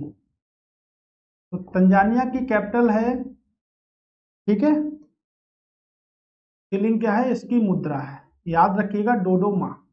शिलिंग क्या है? मुद्रा है। तो तंजानिया अफ्रीकी देश में आईआईटी स्थापित किया जाएगा। आईआईटी की बात करेंगे तो इंडियन इंस्टीट्यूशन ऑफ टेक्नोलॉजी बोलते हैं इसे, हम हिंदी में बोलते हैं भारतीय प्रौद्योगिकी संस्थान, भारतीय प्रौद्योगिकी संस्थान के नाम से जानते हैं। ओके, तो भारतीय प्रौद्योगिकी संस्थान कहा जाता है इसे। और अगर बात करेंगे राष्ट्रीय प्रौद्योगिकी दिवस कब बनाते हैं, तो 11 मई को राष्ट्रीय प्रौद्योगिकी दिवस बनाते हैं। किस डेट को राष्ट्रीय प्रौद्योगिकी दिवस बनाते हैं? 11 मई को राष्ट्रीय प्रौद्योगिकी दिवस भी बनाते हैं हम। अगला प्रश्न है, किस मंत्रालय द्वारा स्वर्णिमा योजना पिछड़े वर्गों की महिला उद्यमियों को समर्थन देने के लिए शुरू की गई एक सावधि जमा योजना है?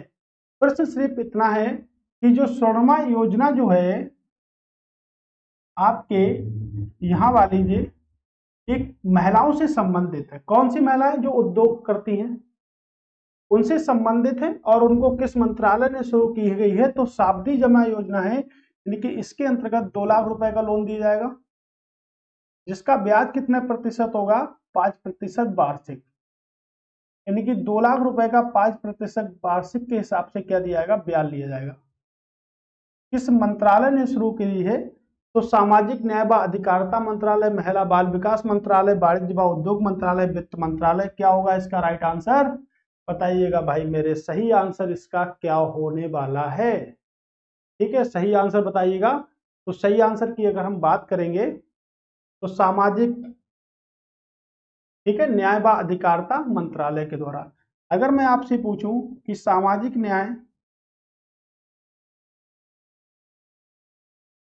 न्याय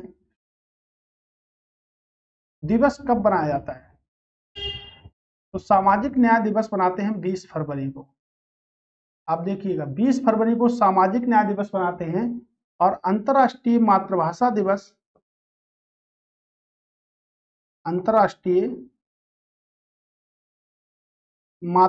दिवस 21 फरवरी को मनाते हैं। 21 फरवरी को मनाते हैं अंतर्राष्ट्रीय मातृभाषा दिवस। और सामाजिक न्याय व अधिकारिता दिवस कब बनाते हैं? 20 फरवरी को सामाजिक न्याय व अधिकारिता दिवस बनाते हैं। ओके, तो इस तरह हमारा ए आंसर हुआ। अगले प्रश्न की ओर मूव करते हैं। राष्ट्रीय चंबल अभ्यारण्य कितने जिलों में आच्छादित होता है, यानी कितने जिलों के अंतर्गत आता है राष्ट्रीय चंबल अभ्यारण्य? तो ये भी प्रश्न कोई पूछने वाला है, ये तो सभी लोगों को पता होगा। कितने जिलों में है? 3 जिलों पर, 3 राज्यों में आता है। ठीक है, 3 राज्यों में आता है। तो अगर स्टेट की बात करेंगे वो कौन कौन से स्टेट हैं, उन स्टेटों की अगर बात करेंगे तो देखिएगा उत्तर प्रदेश, उत्तर प्रदेश के बाद मध्य प्रदेश, और मध्य प्रदेश के बाद आपका राजस्थान। क्या आप सभी लोग हमें इसका डीएलआर नंबर बता सकते हैं? डीएलआर यानी कि जिलों की संख्या, लोकसभा सीटें कितनी हैं और राज्यसभा सीटें कितनी हैं, इन सभी का जितने भी राज्य यहाँ पर लिखे हुए हैं, क्या सभी का बता सकते हैं आप? जैसे उत्तर प्रदेश हो गया, मध्य प्रदेश हो गया। ठीक है, अब देखिएगा उत्तर प्रदेश का डीएलआर है 75 जिले हैं उत्तर प्रदेश में, 81 लोकसभा की सीटें हैं और 30 राज्यसभा की सीटें हैं। इसी प्रकार अगर मैं बात करूं एमपी की, तो एमपी में 55 जिले हैं, 29 अभी 57 जिले होने वाले हैं एमपी में। 29 लोकसभा की सीटें, 11 राज्यसभा की सीटें हैं। राजस्थान की बात करेंगे तो 33 जिलों की संख्या है, 25 लोकसभा की सीटें हैं और 10 आपके राज्यसभा की सीटें हैं। और अभी हमने इससे पहले आपका कर्नाटक पढ़ा था। कर्नाटक का डीएलआर है आपका 31, 28, 12। और उससे पहले हमने अभी पढ़ा था कुछ देर पहले उड़ीसा को, तो उड़ीसा का जो डीएलआर नंबर होगा वो कितना होगा आपका? ठीक है, 30, 21 और 10। तो ये चीजें ना, ये याद रखो। आपको याद अगर होता है ना तो आपका एक नंबर क्लियर हो जाता है, बिल्कुल अच्छी तरह से एक नंबर आपको मिल जाएगा करंट अफेयर्स में। ठीक है, राष्ट्रीय चंबल अभ्यारण्य। एकमारा परियोजना का संबंध किस राज्य से है? तो भाई किस राज्य से है? आपके राजस्थान यानी कि आपके कर्नाटक राज्य से है। किस राज्य से है? आपके कर्नाटक राज्य का। देखिएगा अभी हमने सबका पढ़ा है डीएलआर नंबर, आप सभी के याद होना चाहिए। 22, 10, 5 किसका है? हरियाणा का है आपका। 22, 10 और 5 आपका किसका? हरियाणा का है। राजस्थान का जितनी बार आइएगा उतनी बार लिखिएगा 33, 25, 10, 33, 25, 10, 33, 25, 10। रट जाना चाहिए 30, 21, 10, 30, 21, 10, 30, 21, 10, 28, 30, 31, 28, 12। हरियाणा का 22, 10 और 5। रट लो, रटना ही है, क्योंकि समझ चुके हो अच्छी तरीके से। डीएलआर नंबर, नदी बह रही है एकदम, कोई दिक्कत वाली बात नहीं होनी चाहिए, बिल्कुल। ये देखिएगा नदियां चल रही हैं। उड़ीसा, डीएलआर नंबर पलक पे, उंगलियों पे, दिन भर याद होने चाहिए एकदम नंबर 1 तरीके से, कोई रोकने वाला ना हो। समझ में सब आता है, बस सिर्फ पढ़ाई करनी है, सिलेक्शन होके रहेगा, कोई रोक नहीं सकता सिलेक्शन। पढ़ो, जम के पढ़ो और इतना पढ़ो कि तुम्हारा हर पेपर में सिलेक्शन हो जाए। हर पेपर में प्रश्न यही आएंगे। अभी एक कर्नाटक से अभी हमने न्यूज पढ़ी थी, एक कौन सा? मेगुदातु जलाशय किस राज्य में है? आपके कर्नाटक में। याद रखो, अभी तो पढ़ा था, इतनी जल्दी भूलेंगे तो कैसे काम चलेगा? अभी पढ़ा था। ठीक है, चलिए अगला प्रश्न। ठीक है,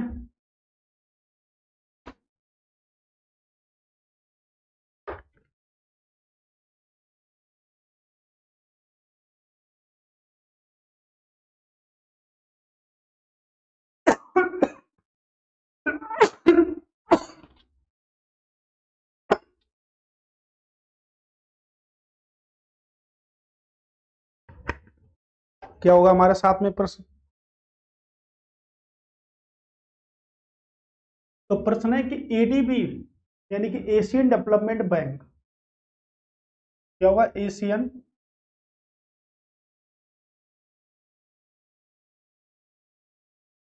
डेवलपमेंट बैंक, हिंदी में बोले तो एशियाई विकास बैंक।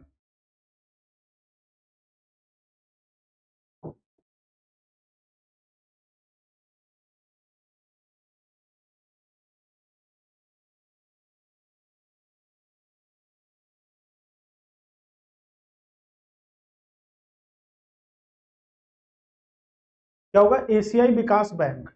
ठीक है। एडीबी बैंक ने हाल ही में जल आपूर्ति और स्वच्छता पद्धतियों में सुधार के लिए राजस्थान नगर विकास योजना के लिए कितने मिलियन अमेरिकी डॉलर की फंडिंग की मंजूरी दी है।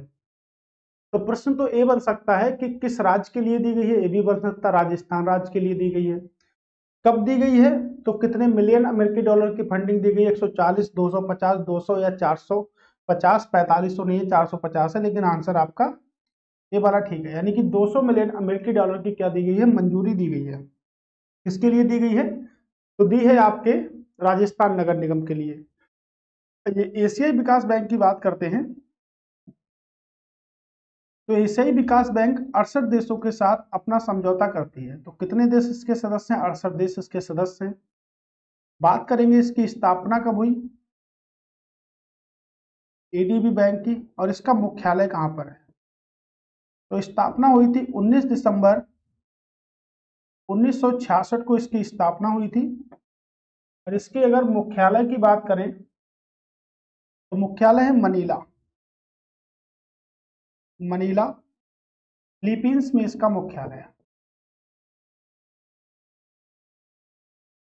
मनीला फिलीपींस में क्या है, मुख्यालय है आपके। और 68 देश इसके क्या है, सदस्य हैं एडीबी बैंक के। तो 68 देशों के साथ ये समझौता करती है। राजस्थान के साथ इसने समझौता किया अभी हाल ही में। राजस्थान के अगर मुख्यमंत्री की बात करेंगे तो राजस्थान के मुख्यमंत्री हैं अशोक गहलोत। गवर्नर की बात करें तो गवर्नर हैं कलराज मिश्र।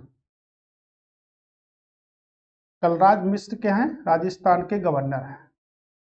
ठीक है, याद रखिएगा इस बात को, कलराज मिश्र क्या है, राजस्थान के गवर्नर हैं। डीएलआर नंबर अभी हमने पढ़ा था, डीएलआर अब आपको याद ही हो गया होगा, बोलो भाई सभी लोग। 33, 25 और 10 मैंने आपको बताया लोकसभा की सीटें हमेशा ज्यादा होंगी, विधानसभा की सीटें हमेशा, सॉरी, लोकसभा की सीटें हमेशा ज्यादा होंगी, और अगर राज्यसभा की सीटें हमेशा क्या होंगी, कम होंगी। अब विधानसभा की सीटें यहाँ पर कितनी है, 200। कितनी सीटें हैं विधानसभा की, तो विधानसभा के राजस्थान में 200 सीटें हैं। तो लोकसभा की सीटें ज्यादा होंगी, राज्यसभा की कम होंगी, क्योंकि राज्यसभा सीटों का आवंटन जनसंख्या के आधार पर किया जाता है। किस आधार पर किया जाता है, तो जनसंख्या के आधार पर किया जाता है। ठीक है, करें निम्नलिखित में से किस देश ने एसएएफएफ चैंपियनशिप 2023 का विजेता घोषित किया गया। किस देश को विजेता घोषित किया गया, सबसे पहले तो यही देख लेते हैं कि एसएएफएफ आखिर है क्या।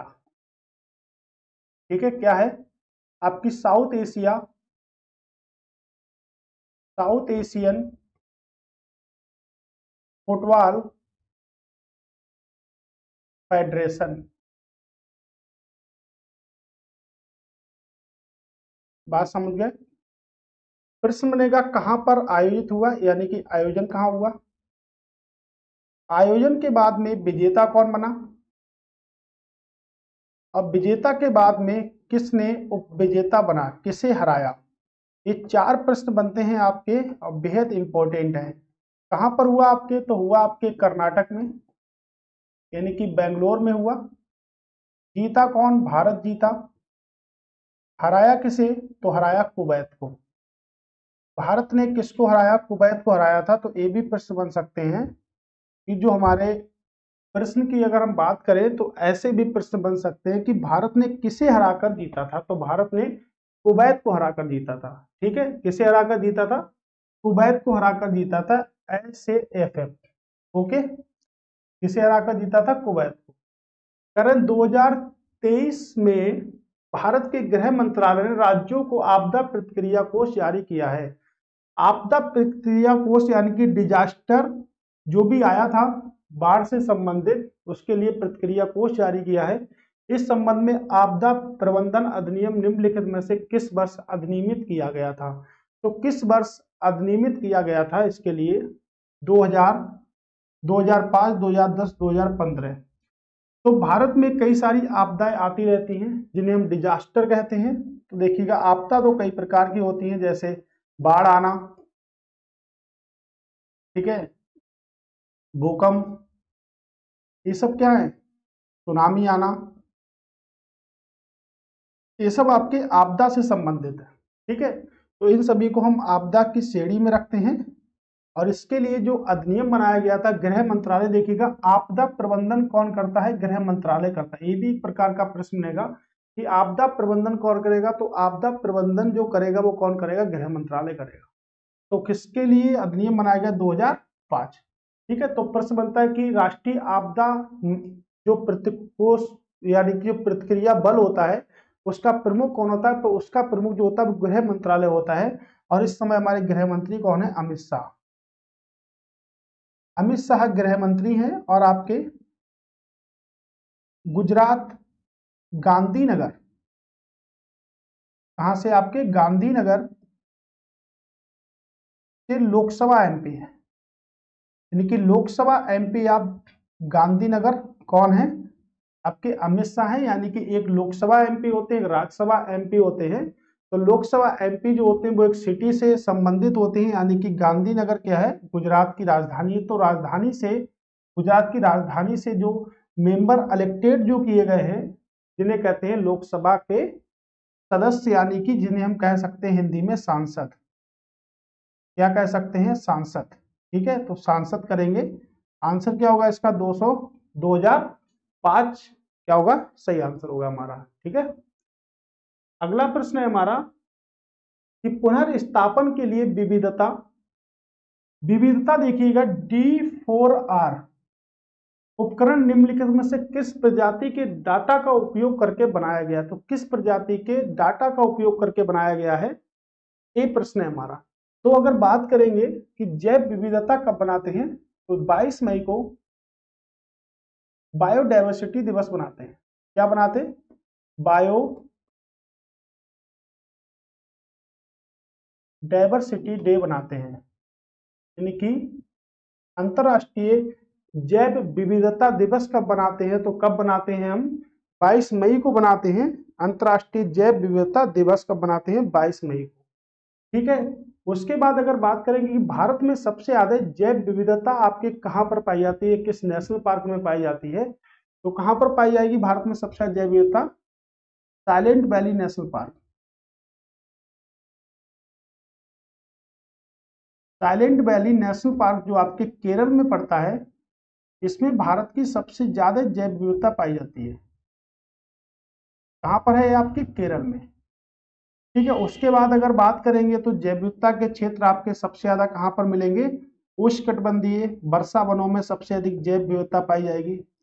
उष्णकटिबंधीय वर्षा वनों में, लेकिन जहां पर वनस्पति हरी भरी रहती है वहां पर पाई जाएगी। जैसे अभी हमने देखा कि जैव विविधता दिवस जो है वो 22 मई को बनाते हैं। इसी प्रकार अगर हम कहें कि वन दिवस हम कब बनाते, तो वन दिवस हम बनाते हैं, या वानिकी दिवस बोले या अंतरराष्ट्रीय वन दिवस बोले, सब कब बनाते हैं? तो सब बनाते हैं हम 21 मार्च को। कब बनाते हैं हम? वन दिवस 21 मार्च को बनाते हैं।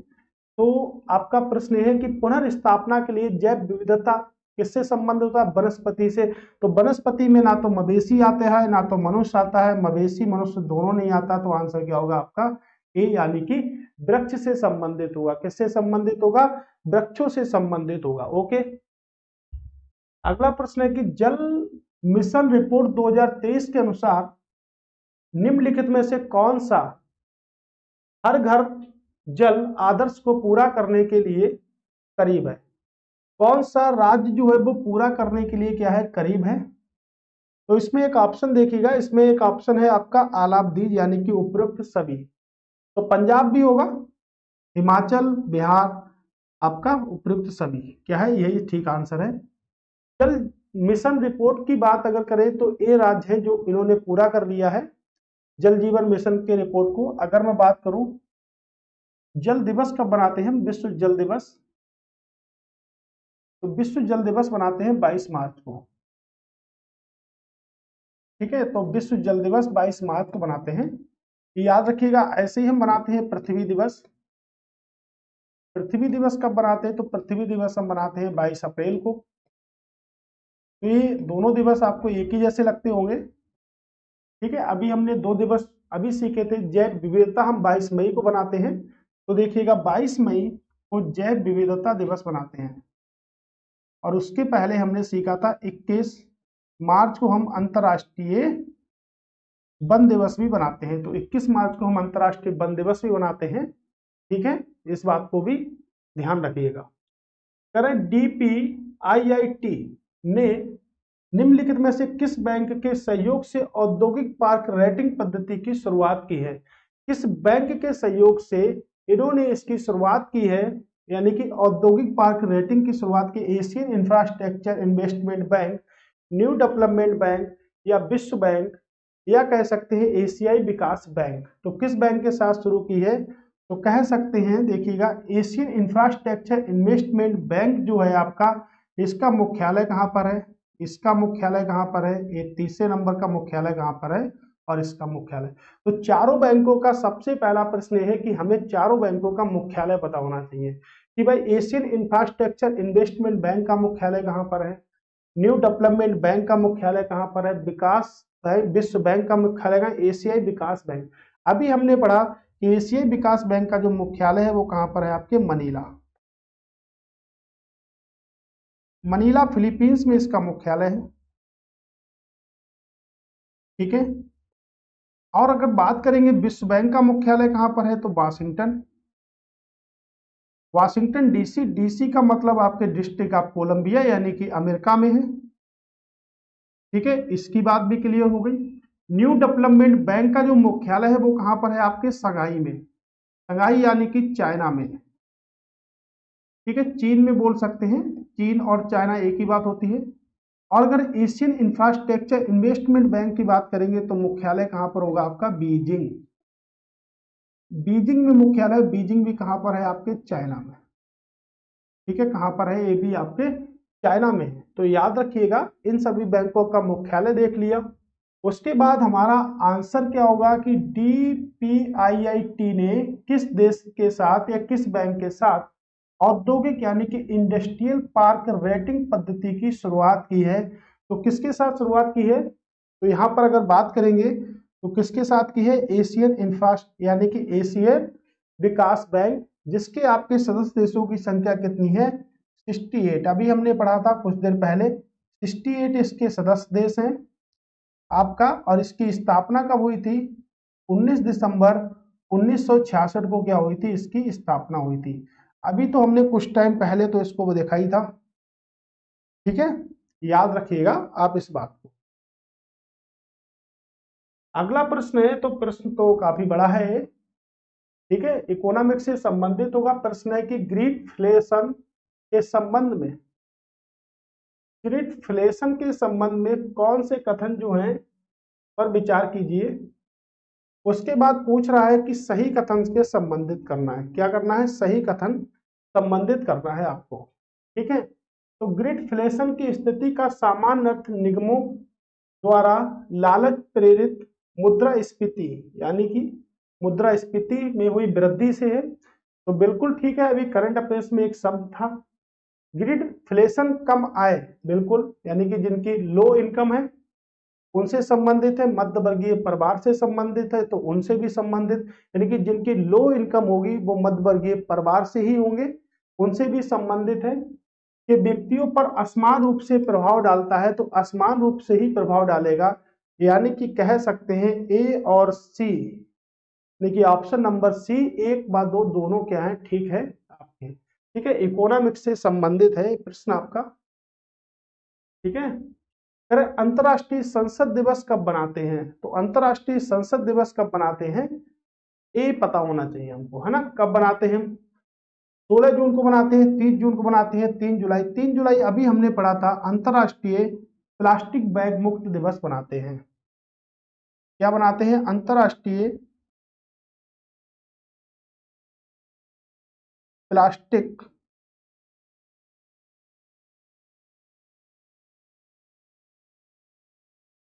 बैग मुक्त डे बनाते हैं। ठीक है। 30 जून की अगर बात करेंगे तो संसद दिवस कब बनाते हैं? 30 जून को बनाते हैं, और 30 जून को ही बनाते हैं विश्व शूद्र गृह डे भी। हम कब बनाते हैं? 30 जून को ही बनाते हैं। ठीक है, 30 जून को ही बनाते हैं हम इसको भी। अगला प्रश्न है कि तरंग शक्ति, ये देखिएगा बेहद इंपॉर्टेंट प्रश्न है, 100% पेपर में आने वाला प्रश्न है तरंग शक्ति। ठीक है, कि तरंग शक्ति जो है उससे कौन कौन से संबंधित कथन सही है आपके।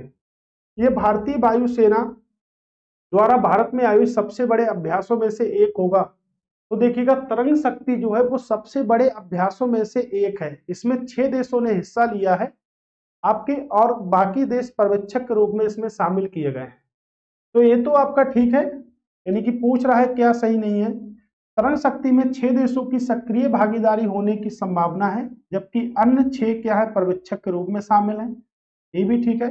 इस अभ्यास का उद्देश्य भाग लेने वाले वायुसेना के बीच आपसी समझ और अनुकूलता, क्षेत्र स्थिरता और सुरक्षा को बढ़ावा देना है। तो ये भी क्या है, बिल्कुल ठीक है। ठीक है, और अगर बात करेंगे डी ऑप्शन की, तो इनमें से कोई नहीं, तो कोई भी कथन सही नहीं है, यानी कि सभी कथन सही है, तो यही है ना, इनमें से कोई नहीं, यानी कि सभी कथन क्या है, सही है। तो आप याद रखिएगा कि 6 देशों की भागीदारी है बहुत अच्छे तरह से, जैसे कि फ्रांस हो गया आपका, ब्रिटेन है ना, ऑस्ट्रेलिया, भारत, ये आपके 6 देशों की ऐसे कुछ प्रकार से क्या है, भागीदारी है। तो इंपॉर्टेंट प्रश्न बनता है आपके एग्जाम के लिए। ठीक है, अगला प्रश्न है कि पेन पिंटर पुरस्कार 2023 में किसे सम्मानित किया गया। किसे सम्मानित किया? माइकल रोसेन को, मैलेरी ब्लैकमैन को, सलमान रश्दी या जेसिका चेस्टन को सम्मानित किया गया। तो ये पुरस्कार आपका पहली बार 2009 में दिया गया था। अभी किसे दिया गया है? तो अभी दिया गया है option number A, Michael Rosen को दिया गया है। इन्होंने जो बच्चों से संबंधित जो कविता है, जो साहित्य है, उसके लिए इन्हें प्रदान किया गया। तो हम लिख सकते हैं यहाँ पर कि बच्चों से संबंधित कविताओं व साहित्य के लिए पुरस्कार से सम्मानित किया गया। ठीक है, किसके? साहित्य के लिए पुरस्कार से सम्मानित किया गया। इन्हें ये पुरस्कार 77 वर्ष की आयु में मिला। कितने वर्ष की आयु मिला? 77 वर्ष की आयु में मिला। तो राइट आंसर क्या होगा हमारा? राइट आंसर होगा आपका ऑप्शन नंबर ए, हमारा क्या होगा? एकदम ठीक आंसर हमारा होगा। वर्ल्ड ड्रग रिपोर्ट 2023 किस संस्थान द्वारा जारी की गई? किस संस्थान के द्वारा ड्रग रिपोर्ट को जारी किया गया था? संयुक्त राष्ट्र केंद्रीय औषधि अनुसंधान संस्थान, या कह सकते हैं आपका विश्व बैंक, या इनमें से कोई नहीं। किसके द्वारा लॉन्च किया गया था? ठीक है, आप बताइएगा किसके द्वारा लॉन्च अगर किया जाएगा। तो एक तो प्रश्न हमारा एक स्पेशली बन गया, केंद्रीय औषधि अनुसंधान संस्थान जो है वो आपका कहां पर है? वो आपका लखनऊ में है। तो ये तो बिल्कुल ठीक हो गया, लखनऊ में है। विश्व बैंक की बात अभी हमने करी, इसका आंसर भी क्या होगा आपके? विश्व बैंक। विश्व बैंक की बात हमने करी है, तो इसका मुख्यालय आपके कहां पर है? Washington DC. और डीसी का मतलब होता है डिस्ट्रिक्ट ऑफ कोलंबिया। तो वाशिंगटन डीसी में इसका मुख्यालय है। कहां पर है आपके? अमेरिका। ठीक है, अमेरिका में इसका मुख्यालय है। ओके, ये देखिएगा। ठीक है, संयुक्त राष्ट्र संघ की अगर बात करेंगे, ठीक है ना, तो वर्ल्ड ड्रग रिपोर्ट किसने जारी की है? तो वर्ल्ड ड्रग रिपोर्ट जो जारी की है वो इस बैंक ने ना जारी करके किसने जारी की है? आपके संयुक्त राष्ट्र संघ ने जारी की है। किसने जारी की है? संयुक्त राष्ट्र संघ ने जारी की है। और संयुक्त राष्ट्र संघ का जो मुख्यालय है वो कहां पर है? आपके न्यूयॉर्क में। कहाँ पर है आपके न्यूयॉर्क में है। न्यूयॉर्क भी आपके यूएसए का ही एक शहर है। ठीक है, तो इसके इस आंसर को सही कर लीजिएगा। इसका आंसर संयुक्त राष्ट्र होगा, ना कि विश्व बैंक। विश्व बैंक का मुख्यालय आपके वाशिंगटन में है। ठीक है, याद रखिएगा। लखनऊ के लिए क्वेश्चन आपके लिए तैयार हुआ, केंद्रीय औषधि अनुसंधान संस्थान कहाँ पर है, तो आपको पता चल गया लखनऊ में है। ठीक है, कहाँ पर है, लखनऊ में है आपका। तो इसका आंसर जो होगा वो क्या होगा, ऑप्शन नंबर ए क्या होगा, एकदम ठीक आंसर इसका होगा। ठीक है, अगला है कि वैश्विक लैंगिक अंतराल सूचकांक में भारत का स्थान कौन सा है। तो भारत किस स्थान पर है, 86, 124, 127 या 146, किस स्थान पर है भारत। तो भारत का स्थान इसमें क्या होने वाला है, तो भारत का स्थान क्या होने वाला है, उससे पहले हम देख लेते हैं कि अगर हम इसको अंग्रेजी में बोल लें तो जेंडर गैप इंडेक्स बोलते हैं। क्या बोलते हैं इसको हम, जेंडर गैप इंडेक्स 2023। पहला प्रश्न तो यही आता है कि किसने इसे जारी किया। तो जारी करने वाले संगठन का नाम, फिर पहले नंबर पे कौन था, दूसरे पे कौन था, ऐसे प्रश्न बनते हैं पेपर में।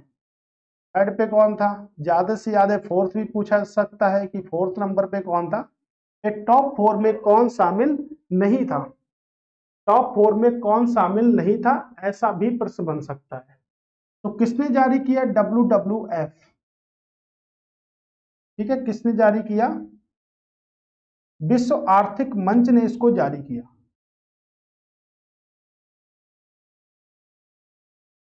विश्व आर्थिक मंच किसने जारी किया, तो विश्व आर्थिक मंच ने इसे जारी किया। ठीक है, अब अगर प्रश्न बनता है कि कौन सा देश इसमें पहले स्थान पर है, कौन सा देश दूसरे स्थान पर है,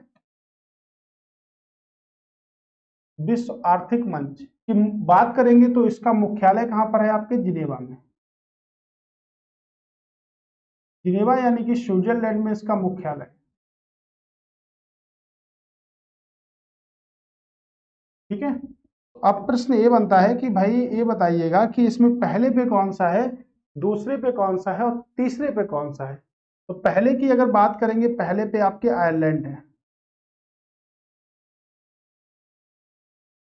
दूसरे पे आपके नॉर्वे, तीसरे पॉइंट की अगर बात करते हैं तो तीसरे पॉइंट पे आपके फिनलैंड,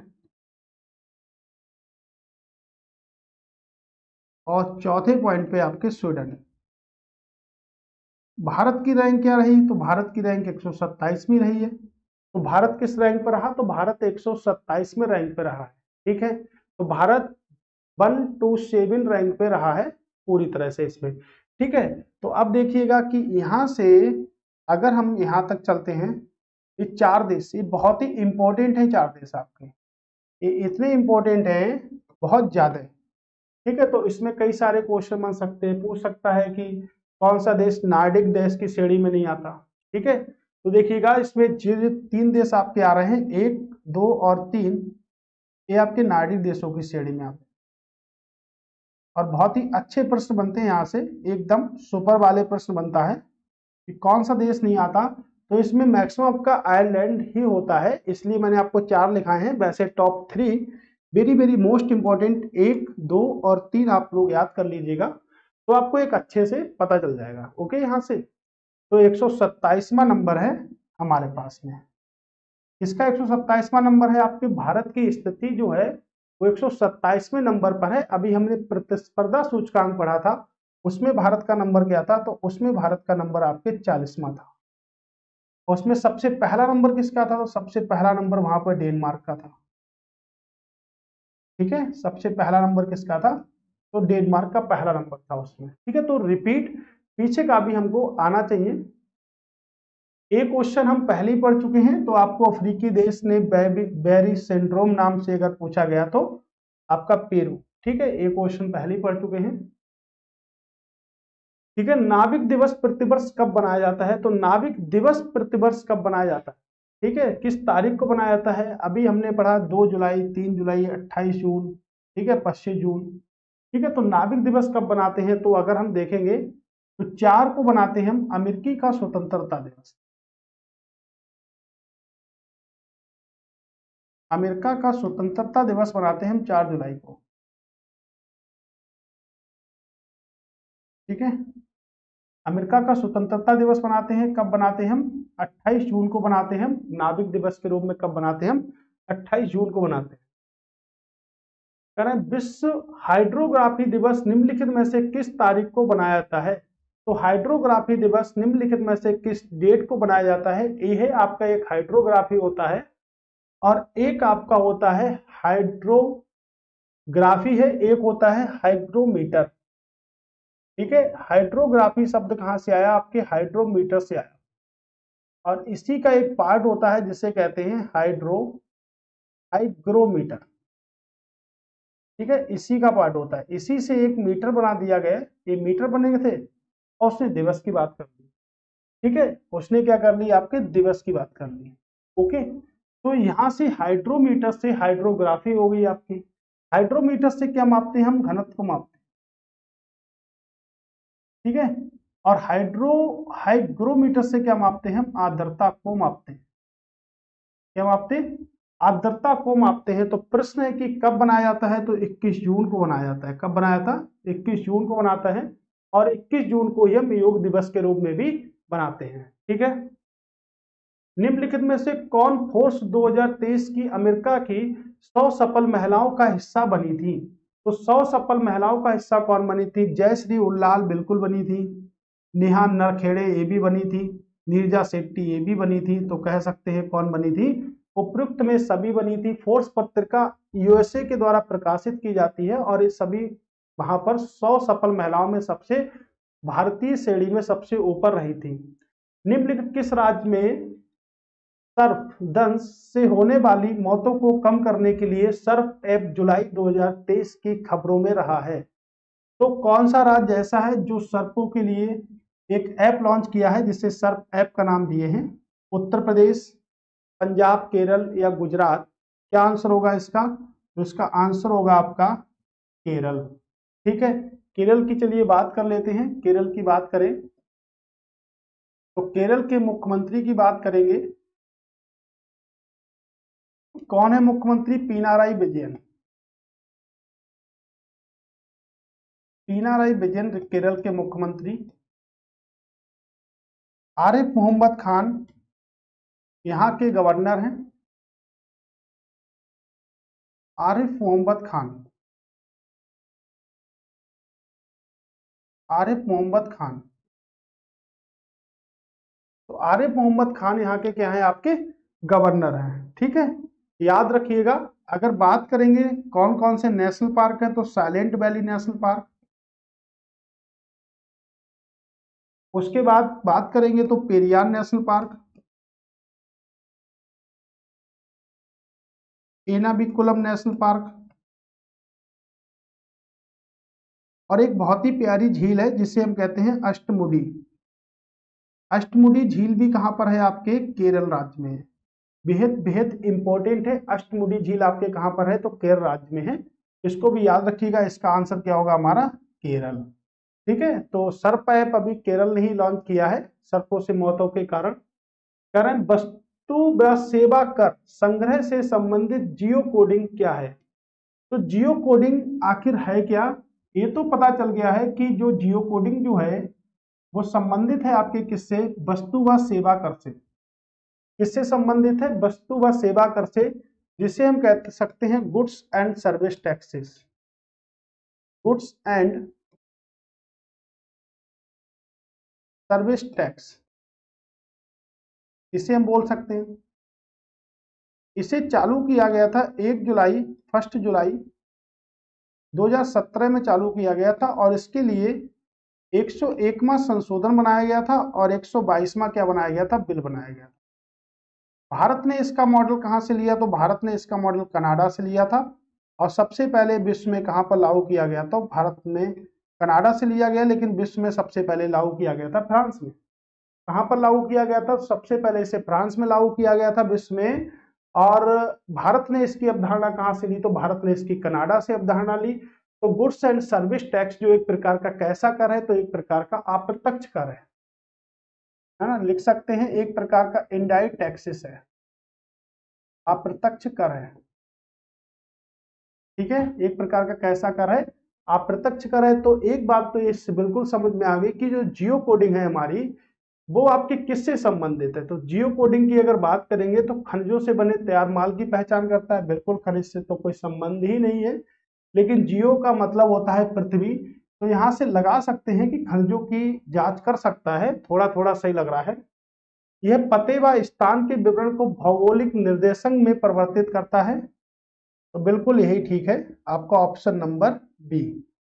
यह विनिर्माण संयंत्रों के पर्यावरणीय प्रभाव को कम करता है, पर्यावरण से तो कोई दूर दूर तक इसका संबंध नहीं है, तो यहां से ये गलत हो जाएगा। ठीक है, और ये भौगोलिक संकेतक टैग वाले उत्पादकों की पहचान करता है, बिल्कुल नहीं करता। इसके लिए क्या आते हैं, जीआई टैग आते हैं। क्या आता है इसके लिए, तो इसके लिए आपके जीआई टैग आते हैं। ठीक है, ओके, क्या आते हैं, जीआई टैग आता है इसके लिए। ओके, कह रहे हैं एक योजना है और योजना के बारे में दिया रखा है। योजना क्या है, वरिष्ठ नागरिक बचत योजना। तो वरिष्ठ है, तो वरिष्ठ का मतलब क्या होता है, 60 वर्ष से अधिक के व्यक्तियों के लिए शुरू की गई होगी। देखिएगा पहला वही है कि 60 वर्ष से अधिक आयु के लिए भारतीय नागरिकों के लिए है, तो बिल्कुल ठीक है। न्यूनतम जमा कितनी है, 1 लाख रुपए है, तो न्यूनतम जमा 1,000 रुपए है। और अधिकतम गुणांक की अगर बात करेंगे तो 3 लाख रुपया है। कितना है, 3 लाख रुपए है, तो ये भी बिल्कुल ठीक है। यानी कि दोनों अगर स्पष्ट करे जाएं तो वरिष्ठ नागरिकों के लिए अगर बात करें तो ऑप्शन नंबर सी आपका एकदम ठीक है। निम्नलिखित में से किससे संबंधित है, क्या संबंधित है, ठीक है, इसमें संबंधित क्या है, तो गलत है। ठीक है, इसमें नाम दे रखेगा एक, क्या संबंधित है, तो प्रोजेक्ट 71I, ये लिखा था इसमें। निम्नलिखित में से प्रोजेक्ट 71I किससे संबंधित है, ए इसमें लिखा हुआ था। ठीक है ना, तो ए तो गलत हो गया, इसको हटा देते हैं। ठीक है, भारत में उन्नत पनडुब्बियों का निर्माण करने से ही संबंधित है, यही इसका राइट आंसर है। ठीक है, तो प्रोजेक्ट 71I किससे संबंधित होगा, ये लिखा होगा इसमें, ताकि इनके लिए अभी तक कुछ बना नहीं है। ठीक है, ये तो 5वीं पीढ़ी के केवल लड़ाकू विमानों का संयुक्त उत्पादन है, ये तो फिर अभी कुछ बने नहीं है करंट में, यही बना है, तो यही क्वेश्चन होगा।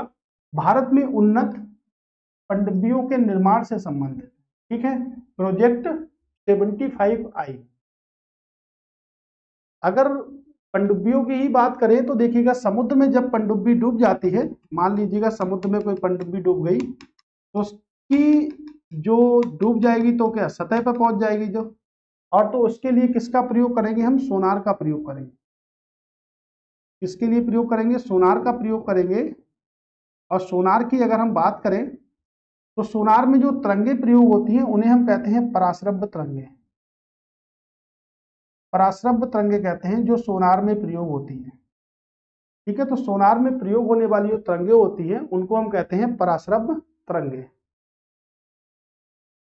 ओके, अगला है कि 34 राष्ट्रीय जीव विज्ञान ओलंपिक में भारत ने कितने स्वर्ण पदक जीते। तो कितने स्वर्ण पदक जीते, 1, 3, 4 या 6, कितने जीते आपके, 4 जीते थे। कितने स्वर्ण पदक जीते थे, तो 4 स्वर्ण पदक यहाँ पर जीते थे आपके। इसमें विश्व तीरंदाजी युवा चैंपियनशिप 2023 किस देश में आयोजित की गई। तो किस देश में आयोजित की गई तीरंदाजी चैंपियनशिप 2023, कहां पर, आपके भारत में। ठीक है, कहां पर आयोजित की गई, आपके भारत में आयोजित की गई थी। यहां पर देखिएगा, रूस की अगर बात करें तो विश्व में सबसे ज्यादा क्षेत्रफल है किसका, रूस का। ठीक है, विश्व में सबसे ज्यादा क्षेत्रफल किसका है, आपके रूस का। किस देश ने AI फॉर गुड समिट आयोजन किया है। तो AI का समिट का जो आयोजन है वो किस देश ने किया है, जिसे हम कहते हैं आर्टिफिशियल इंटेलिजेंसी। क्या बोलते हैं इसे, कृत्रिम बुद्धिमत्ता।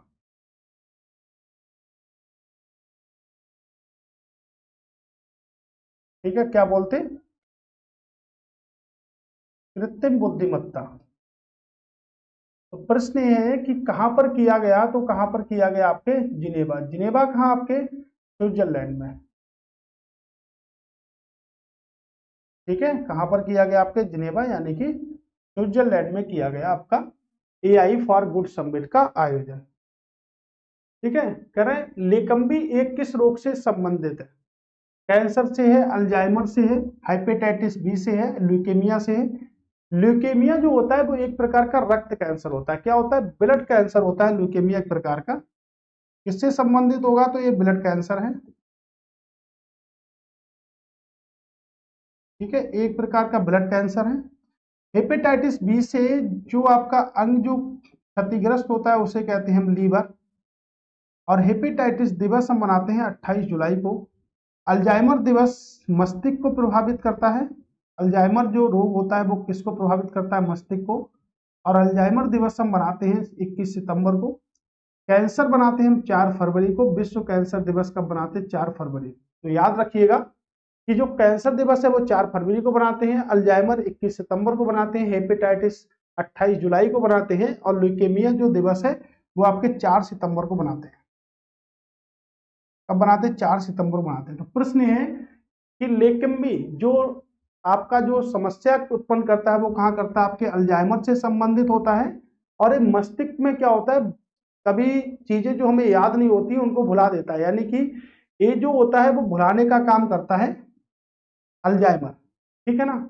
अल्जाइमर जो होता है वो क्या करता है? मस्तिष्क में। ये रोग हमेशा आपसे 40 प्लस यानी कि 40 प्लस की जब एज हो जाएगी तभी ये आपको होगा, उससे पहले ये रोग कभी भी नहीं होगा। तो अल्जाइमर जो होता है वो आपके मस्तिष्क से संबंधित होता है। ठीक है, किससे संबंधित होगा? आपके मस्तिष्क से।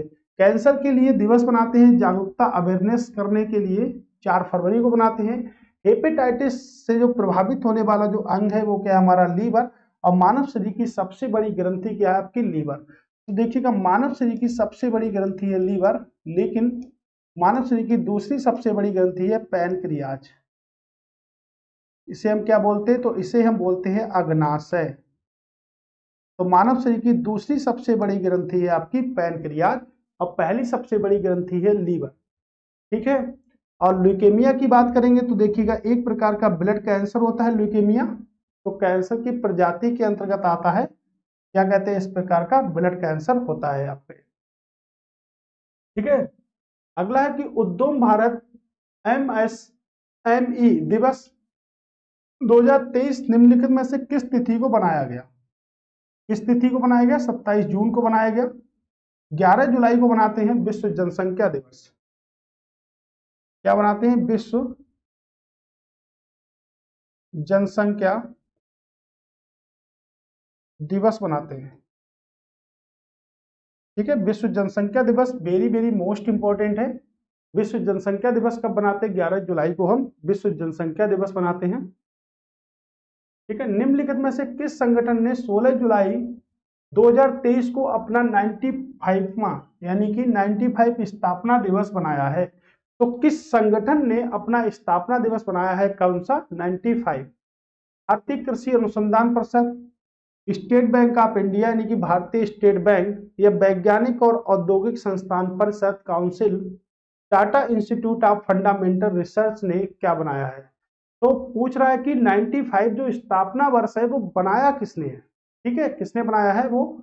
तो भारतीय कृषि अनुसंधान परिषद ने ही बनाया है। आपका ये राइट आंसर होगा। आरबीआई की बात करेंगे। आरबीआई का एक बैंक है जिसे हम कहते हैं भारतीय स्टेट बैंक। तो भारत का एक केंद्रीय बैंक है, उन सभी केंद्रीय बैंकों को चलाने वाले को हम क्या कहते हैं? आरबीआई कहते हैं। और आरबीआई की शाखा के रूप में भारतीय स्टेट बैंक स्थापित किया गया था। तो आरबीआई क्या है? केंद्रीय बैंक है। तो आरबीआई की अगर बात करते हैं तो आरबीआई की स्थापना जो होती है वो 1 अप्रैल 1935 को की जाती है आरबीआई की स्थापना। और यहीं पर अगर हम एसबीआई की बात करें तो एसबीआई की स्थापना 1 जुलाई 1955 को की गई थी। 1 जुलाई 1955 को की गई थी। और ये याद रखिएगा वरना कंफ्यूज हो जाते हैं कि आरबीआई की स्थापना कब हुई और एसबीआई की स्थापना कब हुई। ठीक है, तो 95वां दिवस बनाया इन्होंने अपना। जुलाई 2023 में भारत और निम्नलिखित में से किस देश के बीच उस देश में भारतीय प्रौद्योगिकी संस्थान दिल्ली का पहला परिसर स्थापित करने के लिए समझौता किया गया है? ये भी क्वेश्चन बिल्कुल 100% पेपर में आने वाला है। ठीक है, ये भी वेरी वेरी मोस्ट इंपॉर्टेंट प्रश्न है। मैंने आपको 4 वेरी मोस्ट इंपॉर्टेंट प्रश्न बताए हैं, वो जरूर आएंगे पेपर में। ठीक है, वो आपके 100% पेपर में आएंगे, उनको कोई हटाने वाला नहीं है, वो 100% आने वाले हैं। और ये भी आपके भारत और निम्नलिखित में से किस देश के बीच उस देश में भारतीय प्रौद्योगिकी संस्थान, यानी कि ये भी बात करी जा रही है किसकी, आईआईटी दिल्ली की, Indian Institution of technology IIT Delhi की बात कर रहा है, का पहला परिसर स्थापित करने के साथ समझौता ज्ञापन पर हस्ताक्षर किए हैं। ब्राजील ने किए हैं, संयुक्त अरब अमीरात ने करे हैं, मिस्र ने करे हैं, या इंडोनेशिया ने करे हैं? तो क्या होगा आंसर, संयुक्त अरब अमीरात होगा। ठीक है, क्या होगा, ऑप्शन नंबर बी। ठीक है, Indian Institution of Technology Delhi के बारे में भी हम जानकारी को इकट्ठा कर चुके हैं। आईआईटी दिवस यानी कि राष्ट्रीय प्रौद्योगिकी दिवस कब बनाते हैं, 11 मई को बनाते हैं। राष्ट्रीय प्रौद्योगिकी दिवस की अगर हम बात करेंगे, डे की बात करेंगे, तो कब बनाते हैं हम, 11 मई को बनाते हैं। अभी हमने 11 जुलाई पढ़ा था, तो 11 जुलाई को हम क्या बनाते हैं, वर्ल्ड पॉपुलेशन दिवस बनाते हैं। क्या बनाते हैं, विश्व जनसंख्या दिवस बनाते हैं, विश्व जनसंख्या दिवस के रूप में बनाते हैं।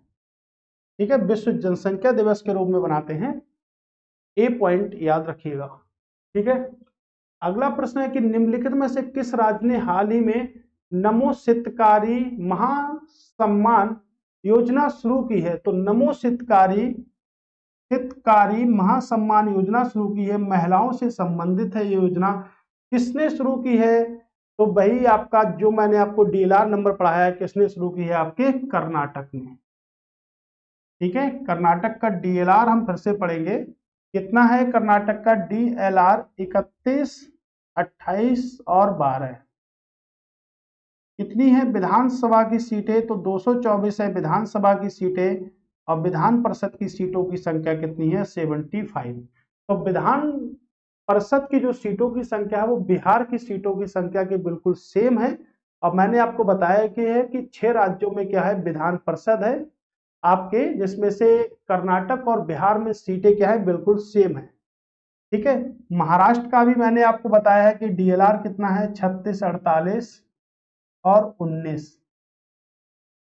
मध्य प्रदेश का भी है हमारे पास में 55, 29 और 11। ठीक है, गोवा का आप लोग बताइएगा कि गोवा का क्या होगा। गोवा में मात्र 2 ही जिले आते हैं। ठीक है, और क्षेत्रफल में सबसे छोटा राज्य है, सबसे छोटा राज्य। गोवा के बाद जो छोटा राज्य है उसे हम कहते हैं सिक्किम, सबसे छोटा स्टेट है। ठीक है, सबसे छोटा स्टेट है आपका गोवा। ओके, तो इस तरह हमारा आंसर। उसके बाद हमने कर्नाटक से और भी 2-3 पॉइंट को देखे थे। मेकेदातु परियोजना जो जलाशय है वो कहाँ पर बनाया गया आपके, वो कर्नाटक में बनाया गया, कावेरी नदी पर। उसके बाद अगर हम बात करेंगे, क्या पढ़ा हमने, तो एक योजना पढ़ी थी, एक का मारा योजना, ये कहाँ पर है आपके, ये भी आपके कर्नाटक में है। ठीक है, तो ये भी हमने पढ़ा था यहां से। ओके, कहना है जुलाई 2023 में भारत के वित्त मंत्री निम्नलिखित में से किस देश के वित्त मंत्री के साथ आर्थिक वित्तीय संवाद शुरू करने की घोषणा की चर्चा करी है? यानी कि भारत के वित्त मंत्री ने किस देश के वित्त मंत्री के साथ में आर्थिक रूप से सहयोग दिया है? तो आर्थिक रूप से किसके वित्त मंत्री के साथ दिया है? इंडोनेशिया के वित्त मंत्री के साथ दिया है। इंडोनेशिया की बात करेंगे, कैपिटल क्या है, जकार्ता। कैपिटल क्या होगी, तो कैपिटल होगी आपकी जकार्ता। मुद्रा क्या चलती है इंडोनेशिया में, तो मुद्रा चलती है आपके रुपया। ठीक है, तो रुपया मुद्रा चलती है। तो जो भारत के जो वित्त मंत्री हैं वो कौन है, निर्मला सीतारमण। यानी कि निर्मला सीतारमण ने आपके इंडोनेशिया के विदेश मंत्री के साथ वार्तालाप किया, सीतारमण, और आर्थिक वित्तीय संवाद बनाया था। वित्तीय की बात करेंगे तो भारतीय संविधान में एक अनुच्छेद आता है जो आपके कहते तो बजट है लेकिन बजट से संबंधित ना होकर वो वित्तीय वार्षिक विवरण से संबंधित होता है। वित्तीय वार्षिक विवरण से संबंधित होता है, ठीक है। और उसी को हम क्या कह सकते हैं, तो उसी को हम बजट कहते हैं। जो बजट जो हमारा होता है वो कब से कब तक चलता है, तो 1 अप्रैल से 31 मार्च तक हमारा बजट चलता है, ठीक है। बजट हमारा होता है 1 अप्रैल से लेकर 31 मार्च तक होता है।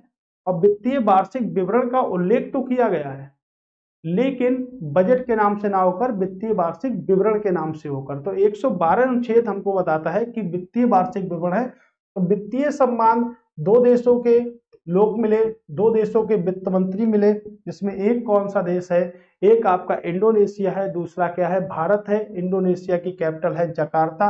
आप बता सकते हैं कि जकार्ता में किसका मुख्यालय है, तो जकार्ता में आपका जो मुख्यालय है वो किसका है, आसियान। आसियान का जो मुख्यालय है वो जकार्ता में है। और आसियान 10 देशों का एक समूह है जिसका सदस्य क्या भारत है, तो भारत आसियान का सदस्य नहीं है, ठीक है। तो भारत आसियान का सदस्य नहीं है, भारत G7 का सदस्य नहीं है। देखिएगा, भारत आसियान का सदस्य नहीं है, G7 का सदस्य नहीं है, लेकिन भारत G20 का सदस्य है। तो G20 का सदस्य है लेकिन G7 का सदस्य भारत नहीं है। और भारत आसियान का भी सदस्य नहीं है, ठीक है। इस बात को याद रखिएगा। इंडोनेशिया इसका राइट आंसर होगा। ओके, तो हमारे प्रश्न जो थे आज हमने देखे यहाँ से 50 प्रश्न। ये आपकी जुलाई का पार्ट नंबर 1 था। जल्दी हम पार्ट नंबर 2 की ओर भी मूव करेंगे।